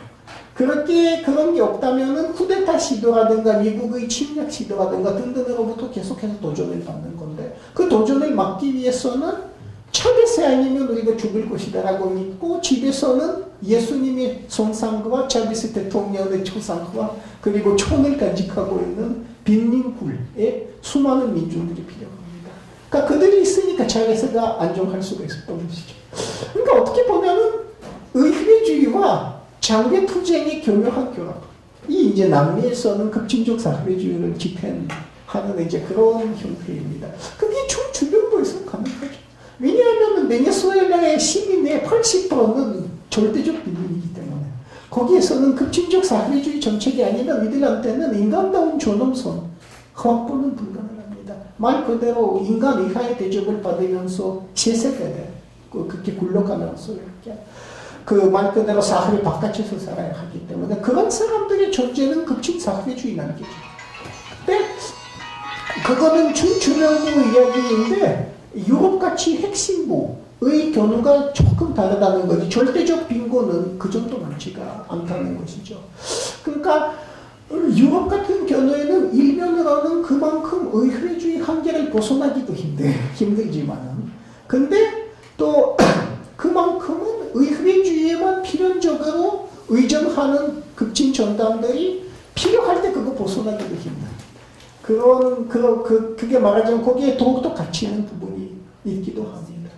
근데 지금 그리스 같은 경우에는 파시스트들이 이제는 좌파 운동가 살해 사건 이후로는 장외 투쟁이 치열해져서 어떻게 보면은 사태가 조금 더 의회주의 한계 극복 쪽으로 가지 않을까 싶긴 합니다. 그 다음 사회주의 이야기인데 이건 역시 당 행본 높겠어도 안 되는 그러니까 지금 일본 내라고 할 수 없는 것이지만 제가 보기에는 대체로는 아주 간단하게 말씀드리자면 사회가 민주적으로 생산력을 통제하는 게 사회주의입니다. 그 사회라고 할 때 그게 국가 아닐 수도 있다는 것이죠. 사실 국가 아니기를 바라는 겁니다. 그러니까 국가 아니기를 바라는 게 사회적 생산력을 통제할 적에 다수와 그 생산 시설의 노동자들이 같이 해서 계획적으로 통제하는 걸 이제 바라는 것이고요. 그리고는 기본적인 분배를 사회가 하는 것. 그러니까 의식주의 기본적인 모든 것들을 사회가 분배할 수 있는 것이 아무래도 사회주의 기반 아닐까 싶은 것입니다. 근데 사회주의 사회는 우리의 사회하고는 질적으로 다른 부분은 우리 사회는 기본적으로는 욕망을 자극해서 욕망을 채워주고 새로운 욕망을 만들고 새로운 욕망을 채워주는 욕망 순환의 사회입니다. 우리 욕망이 어디까지인지 아무도 몰라요. 예를 들어서는 10년 전까지만 해도 휴대폰이라는 게 거의 뭐 사무직 노동자한테 뭐 하여튼 모두들한테 필요하진 않았지만 지금은 휴대폰도 아니고 최신 스마트폰 아니면 살 수가 없어요. 그러니까 그런 욕망이 자극되는 거죠. 자본에 의해서. 자극되어서도 자본이 그 욕망을 채워주는 것이고 지금 뭐 한국에서 중산층의 거의 특징 중에 하나가 성형 같은 게 된 것 같아요. 사실 뭐 20, 30년대 전 같으면 성형 수술한다는 게 아주 특별한 일이었는데 지금 자본이 나의 외모를 내가 만든 욕망을 자극해서 그 욕망을 채워주는 데 새로운 산업을 만든 거죠. 그러니까 자본주의 사회는 욕망을 만들고 채워주고 만들고 채워주고 그 과정에서 지구를 망치는 게 이제 자본주의인데 사회주의 사회에서는 이런 욕망 생산의 기기가 없을 겁니다. 그러니까 훨씬 더 단순한 그리고 훨씬 더 인간적인 삶이라고 봐야 될 거고 문제는 뭐냐면 이런 욕망 자극에 익숙해진 사회가 만드는 과연 사회주의가 어느 정도 가능할까? 이런 것도 사실 생각해보려고 하기도 합니다. 네, 시간이 좀 늦어져서요. 앞으로 한 두세 분 정도만 더 질문을 받도록 하겠습니다. 질문 있으신 분은 손 들어주시기 바랍니다. 네. 학술적인 질문하고 한 가지 전술적인, 그러니까 전략적인 질문을 드리고 싶은데요. 학술적인 질문은 지금 대충 말씀 들어보니까 좌판에서 국제관계를 분석하는 패러다임으로 세 가지가 그 제출되어 있는데 그 첫째는 그 전통의 레닌 이래의 전통의 제국주의론, 그 이제 이 새롭게 그 모디파이된 그 신제국주의론 같은 거, 데이비드 하비의 공간적인 신제국주의론들이 있고, 그 다음에 두 번째는 이제 세계체제론이 있고, 세 번째로는 그 제국론이 있는 것 같은데, 지금 말씀 들어보면 세계체제론에 입각해서 국제관계를 거의 분석하고 계시는 것 같은데, 그게 맞는지, 그리고 그렇게 선택하신 이유가 뭔지, 다른 두 가지 패러다임에 대한 비판들을 듣고 싶고요. 그 다음에 두 번째로 전략적인 질문은 이제 그 지금 신자유주의에 대한 대항으로 그 대항 과정에서 그 삼인주의 정당들과의 관계 설정이 가장 그 오늘 주제상의 핵심적인 그 과제라고 생각되는데, 근데 여기 딜레마가, 제가 보기에 딜레마가 있는데, 첫째는 그 딜레마라는 거는 그 신자유주의, 그 지금 삼인주의 세력들이 완전히 신자유주의에 포섭돼서 그 스스로 신자유주의적인 정책들을 그 주도해 왔잖아요. 근데 그 원인에 대해서 경제적인 분석이라든가 이런 원인에 대해서는 오늘 말씀을 안 하셨는데, 어쨌든 결과적으로는 그 신자유주의에 완전히 포섭돼서 그걸 대리하고 있는데, 이 신자유주의를 극복하기 위해서는 여기에 대한 타격을 계속하면서 그 삼인주의자들을 신자유주의와 같이 묶어서 그 자유주의 세력들과 마찬가지, 그러니까 함께 다 묶어서 그 같이 비판하고 타격해야 되는 그 측면이 있는 반면에, 또 그 좌파의 대안의 부재, 그리고 그 구조적인 좌파의 구조적인 위기, 이런 것들 때문에 지금 극우 파시즘이 발흥하고 있잖아요. 그리고 제가 보건대는 경제 위기는 대충 진정되면서 그 극우 파시즘 세력이 주도권을 계속 행사하거나 전 세계 질서를 장악해 나갈 것 같은데, 그러면 여기에 이걸 극복하기 위해서는 그 전례의 그 반파시즘 연합전선 같은 게 필요하잖아요. 그러면 그 삼인주의나 자유주의 세력은 반파시즘 연합전선을 위해서는 조금만 짧게 반파시즘 연합전선을 위해서는 어떤 그 전략적인 제휴가 필요한데, 또 현실에서는 그 신자유주의에 완전히 포섭된 대리 수행자이기 때문에 그걸 또 계속 그 공격해 나가야 되는데, 이 딜레마를 어떻게 해결할 수 있는지 좀 듣고 싶습니다. 그 생각이 정말 두 가지 질문 단편분 정도도 아니고 뭐 시리즈 정도 하나 만들 만한 그런 대단히 재미있는 얘기입니다만 학술적 질문에 대해서 저한테 답이 더 쉽습니다. 그 왜 신체국주의론이나 제국론을 제가 지금은 그다지 활용하지 못하는가 하면 안토니오 네그리와 하르트의 제국론부터 이야기하자면 제가 보기에는 학술적으로 성립이 불가능한 얘기입니다. 거기에서는 더 이상 패권 관계가 전식되고 말하자면은 하나의 보편적인 신자유주의 제국이 기존의 패권적인 관계의 작동 없이 이미 다중을 위해서 군림하고 있는 식으로 이제 소설이 되지만은 뭐 최근에 이라크 침략, 아프간 침략, 시리아를 둘러싼 열강들 사이의 힘겨루기 이런 거 보신다면은 기존의 패권 정치는 그냥 그대로 이루어지는 것을 아실 수가 있는 겁니다. 그러니까 팩트에 맞지 않기 때문에 저로서는 거론이 불가능하고요.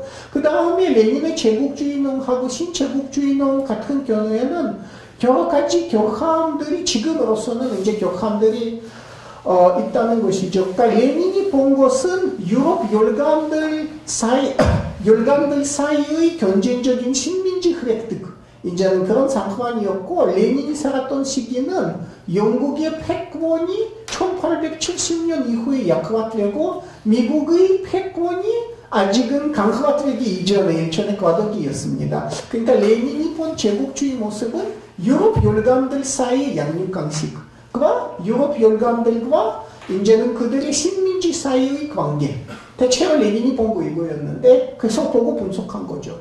근데 문제는 그러니까 무엇인가 하면 레닌의 분석은 긴 역사적인 시간을 놓고 한 것은 아니었고 그리고 지금과 같은 상황 그러니까 주변부가 더 이상 식민 통치를 받지 않고 있으며 주변부에서도 나름대로 특히 중주변부에서도 나름대로의 자본 축적의 중심들이 만들어지는 상황 그런 상황을 전혀 감안한 것이 아니었다는 것이죠.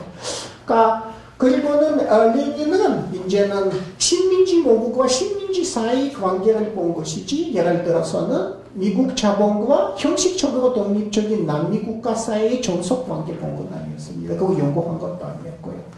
그러니까 세계 체제론 같은 경우에는 훨씬 더 팩트적 기반이 넓고 훨씬 더 긴 역사적인 경험을 훨씬 더 체계적으로 분석했기 때문에 제가 채택한 것이고요. 그거는 쉬운 얘기지만 그 다음에는 판파시즘 연대 문제 같은 경우에는 조금 더 어려운 이야기이기도 합니다. 파시즘의 위험이 당연히 늘 있죠. 유럽 같은 경우에는 뭐 오스트리아 같은 나라에서는 파시 전당이 30% 이상 득표한 것 보고 놀랐죠. 뭐 일본 같은 경우에는 파시스트는 아니지만 아베 신조가 아니었고 누구였죠? 그 독일 나치세한테 배워야 한다고 얘기한 사람이 누구였죠? 아소타로의 가족들의 배경까지 생각하면 본인의 조상이 나치세하고 지냈다는 것까지 생각하면 정말 전율을 느끼는 겁니다. 왜냐하면 이건 가족사하고 다 일본 사회는 세습사회이기 때문에 가족사하고 머물러 있는데 2차들이 이제는 30년대 뭘 했는데 2차들의 선조들이 뭘 했는가 생각하면 정말 전율을 느끼죠. 그러니까 그런 거는 다 사실이지만 다르게 그래도 놓고 본다면 일본 자민당은 극우화돼가는 건 사실입니다. 극우화돼가지만 아직은 파시스트라기보다는 그저 극우적인 전당, 아직 자유민주주의 폐기하고 중국과의 침략 전쟁을 일으킬 그런 전당은 아니고요. 그 다음에 미국을 지금 통치하는 것도 파시스트라기보다는 어느 정도 전산적인 그러니까 부르주아 자유주의 전당이며 그러니까 유럽 같은 경우에는 민간 파시즘이 고색이 일어나는 부분이 분명히 있지만은 파시스트들이 집권할 수 있는 나라는 아직 어디에도 없고 헝가리 같은 경우에는 파시즘을 방불케 하는 세력이 집권하고 있습니다. 근데 역시 그것도 유럽연합의 시스템 안에서는 기존의 파시스트적인 완결 구조를 만들 수가 없는 거고요. 그러니까 결국에는 헝가리에 대해서 제가 상당히 관심 가지고 이렇게 공부해봤는데 지금 같은 경우는 극도로 극우적인 보수적인 체제면 체제지 파시즘적 진호가 있어도 파시즘은 아닙니다. 그러니까 아무래도 지금 제가 보기엔 파시즘의 위험은 당연히 있지만 우리의 가장 급한 적은 어디까지 신자유주의. 그러니까 유럽 대중들을 궁핍화시킨 신자유주의고 아무래도 유럽 대중들의 투쟁 막표는 1차적으로 신자유주의고 2차적으로는 자본주의 세계체제 전체이고 아닌가 싶고 파시즘 가지고서는 집권 3인단들과 연대한다는 게 지금으로서는 상황이 맞지 않은 것 같은 느낌입니다. 네, 질문해 주십시오.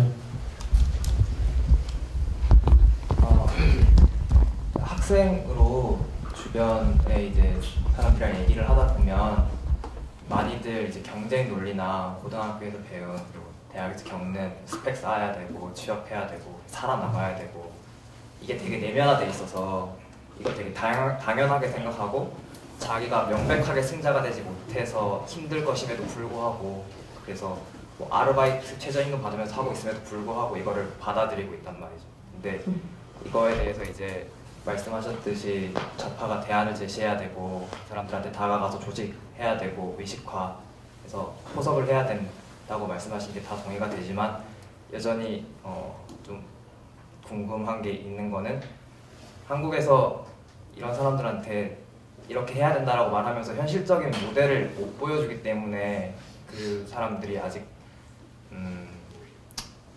완전히 신뢰를 주지 못한달까요? 포섭되지 못한달까요? 그런 것 같은데 어떻게 그 아까 말씀하신 민주주의의 극대화라고 할 수 있는 사회주의나 이런 이념들이 현실에서도 가능하다. 이 모델이 욕망의 굴레를 벗어난 인간의 삶의 양식으로 가능하다라는 모델이 가능한 걸 보여줄 수 있을지. 그것도 정말 책 한 권 이상이 봅니다. 그 사회주의가 왜 현실적인가? 비시장적인 근대산업 사회를 우리는 20세기 역사 속 꽤 많이 볼 수 있습니다. 뭐 사실은 예를 들어서 세계 대전을 치를 때 산업화된 열강이 비시장 체제로 갑니다. 시장 체제로는 큰 전쟁을 치를 수가 없거든요. 그러니까 예를 들어서 러시아 볼시비키들이 나중에 계획 경제를 이어받아 갖고 써먹었지만은 계획 경제라는 연어 자체를 만든 게 독일 참모본부입니다. 1914년 이후에 이제 독일이 초동력 체제에 들어가서 경제가 사실 계획 경제가 됐습니다. 그러니까 소유 관계는 그대로 남아 있어도 사실상 그 비시장 관계 그러니까 전쟁의 필요성이 모든 경제 관계를 말하자면 통제하게 되는 이제 이런 상황이 벌어질 것이죠. 그리고는 현실 사회주의 경험을 그대로 적용할 수는 없다 하더라도 현실 사회주의 경험이 우리한테 보여주는 게 뭐냐면은 시장이 없거나 시장이 극소화, 그러니까 최소화된 이런 상황에서도 대단히 복잡한 산업 경제를 운영할 수는 있습니다. 충분히 가능합니다.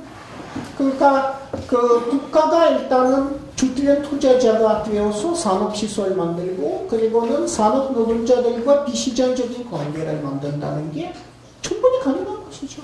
뭐 소비에트도 그렇지만은 이제 중국이라든가 동구아파 나라들이 그렇게 해온 게 이런 모델이 그게 공산이 아니라는 거 보여줍니다. 단점이 있다는 것이죠. 공산은 절대 아닙니다. 아니면은 요즘 베네수엘라의 경험을 봐도 우리가 볼 수 있는 게 그러니까 빈민들에 의해서 만들어진 새로운 국가 체제가 시장 관계에 개입해서 소비 판매로 만들어진 엄청난 부의 상당 부분을 무상의료, 무상교육, 그리고는 빈민들의 주택 등등으로 나눠주고 노동자들한테 공장 위원회와의 공동 직장 운영 같은 것을 허락해주는 거 볼 수가 있습니다. 베네수엘라는 사회주의는 아니거든요. 아직까지. 근데 분명히 무상의료화와 무상교육화와 빈민들의 생활 개선운동, 토지개혁과 함께 직장에 대해서는 그 직장 종사자들의 민주적인 통제까지 이렇게 가는 그걸로 가는 지향선 자체는 사회주의적 지향선입니다. 그 사회주의적 지향선의 사회가 무너지지 않고 경제 성장 지표로 봐서는 베네수엘라는 모범생입니다. 경제 성장이 아주 높아요.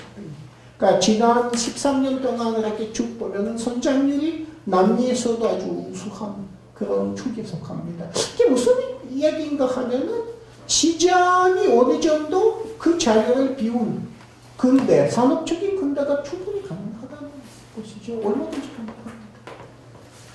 네, 저희 마지막으로 딱 한 분만 질문이 있으면 더 받도록 하겠습니다.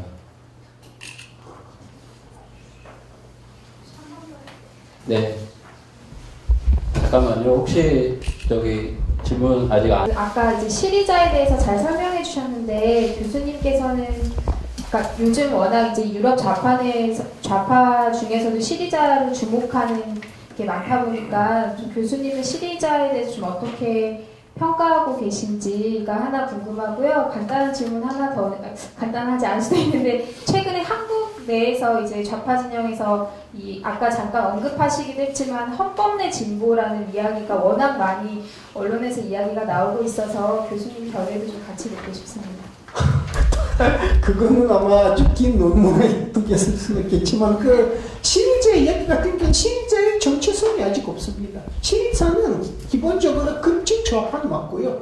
그런 정체성은 이미 만들어져 있는데 용합 전통이기 때문에 아직은 정체성이 유동적이에요.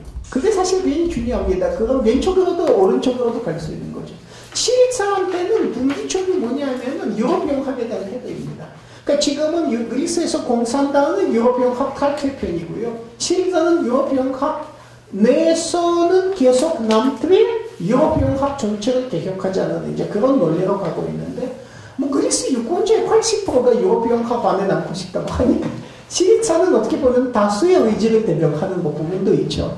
그런데 가면 갈수록 유럽연합과의 관계가 불편해질 수밖에 없을 텐데 그러면 시리자는 유럽연합에 대한 보다 더 강력하게 투쟁적인 입장을 취할 것인가 이런 거 상당히 중요한 분수령일 것입니다. 그러니까 시리자는 용합 정당인 만큼 오른쪽으로도 왼쪽으로도 갈 수 있는데 말하자면 그 줄타기에서는 어디까지 시리자를 왼쪽으로 대중들이 밀 수가 있을까 이런 거 굉장히 중요한 포인트 아닌가 싶습니다. 지금 같은 경우 시리자에서는 무장혁명해야 한다는 트로츠키주의자부터 좌파적 사회주의자까지 다 있습니다. 그러니까 결국 이제 문제는 뭐냐 시리자 안에 어느 세력이 보다 큰 기반을 가지고 당을 어느 쪽으로 끌고 갈 것인지가 문제죠. 그러니까 그거 하나고 그 다음에 또 헌법 내 진보 문제 헌법은 역사의 산물입니다. 그리고 대한민국 헌법이 지켜진 적이 없습니다. 제도권 안에서도 지켜진 적이 없습니다. 대한민국 헌법에서는 재미있는 이야기가 있는데 예를 들어서 양심의 자유라는 말이 나오지 않습니까? 이건 진짜 헌법이 유효하다면 이석기 씨는 나는 조선민주주의인민공화국 지지합니다라고 말할 권리가 있어요. 그 양심이니까요. 그 양심에서 우리가 어떻게 생각하든 간에 그 사람이 양심이 이렇다면 그 사람이 그렇게 말할 권리가 있어야 한다는 게 대한민국 헌법의 논리입니다. 그게 통합니까? 안 통하죠. 그 대한민국 헌법이 많은 면에서 휴지조각주의예요. 그러니까 어차피 보수 세력들이 헌법을 지킬 의지가 없습니다. 뭐 헌법에서 좋은 얘기 다 있는데 예를 들어서는 노동자의 자율적인 결사의 권리도 있습니다. 삼성에서 노조합이 어떻게 하는지 최근에 문건이 하나 폭로돼서 우리 달고 있는데 그들한테 헌법이 무엇입니까? 그러니까 헌법은 역사의 산물이고 제도권에서도 헌법을 제멋대로 뭐 귀에 걸면 귀걸이고 어디 코에 걸면 코걸이 이런 식으로 이용하고 있는데 진보도 마찬가지로 헌법을 신선시할 거는 없습니다. 다만 이제는 문제는 무엇인가 하면 급진적으로 갈 때 그러니까 하필이면은 그러니까 특정 세력 그러니까 북조선에 대한 예를 들어서 어떤 태도는 북조선 민중과 남조선 민중의 이해관계에 어떻게 부합되는가 하고 그리고 남조선 남한 내의 민중의 정치 세력화 나아가서 민중 투쟁에 얼마나 유리한가 하고 이런 거 생각을 해야 하겠지만은 헌법에서 이런 게 없다고 해서 투쟁 안 하거나 뭐 멀리하고 이런 거는 아닌 것 같습니다. 네, 질문을 받으신 내용만 책 한 20권 정도 네, 말씀해 주셨고요. 지금 시차 적응도 아직 잘 안 되셨을 시간에 여튼 부동당 당원으로서 또 오셔서 당의 행사를 위해서 이렇게 수고해 주신 강노자 교수님께 다시 한번 힘찬 박수 부탁드리겠습니다.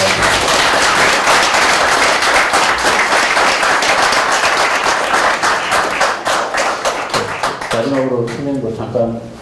아이고 자꾸 가고 싶은 사람 붙였는 게 아닌가 아니 인사라기보다는 참 제가 어떻게 보면 미안한 마음 갖고 있습니다. 외국에 있으면서 당번이지만 이렇게 별로 힘도 들이지도 못하고 늘 이렇게 미안한 마음을 가지고 여러분들한테 대단히 감사를 드리고 싶습니다. 가장 투쟁하기 어려운 곳에서 투쟁하시고 계시고 그래서 앞으로도 비록 지금은 어렵게 보이지만은 대한민국의 신자유주의적 자본주의도 그리스만한 위기에 언젠가 봉착할 것인데 그때 가서 우리 진보 세력들이 어느 정도 준비돼 있으면은 그리스처럼 정말 좌파가 대안을 들고 나오고 전체 분위기를 급진화시키는 이런 모델로 갈지도 모르고 어떻게 보면은 그렇게 될지 안 될지는 지금은 이제 여러분들이 노력에 달려 있는 것 같습니다. 그래서 다시 한 번 감사를 표하고 싶습니다. 감사합니다. 네, 많은 박수 부탁드리겠습니다. 고맙습니다. 지금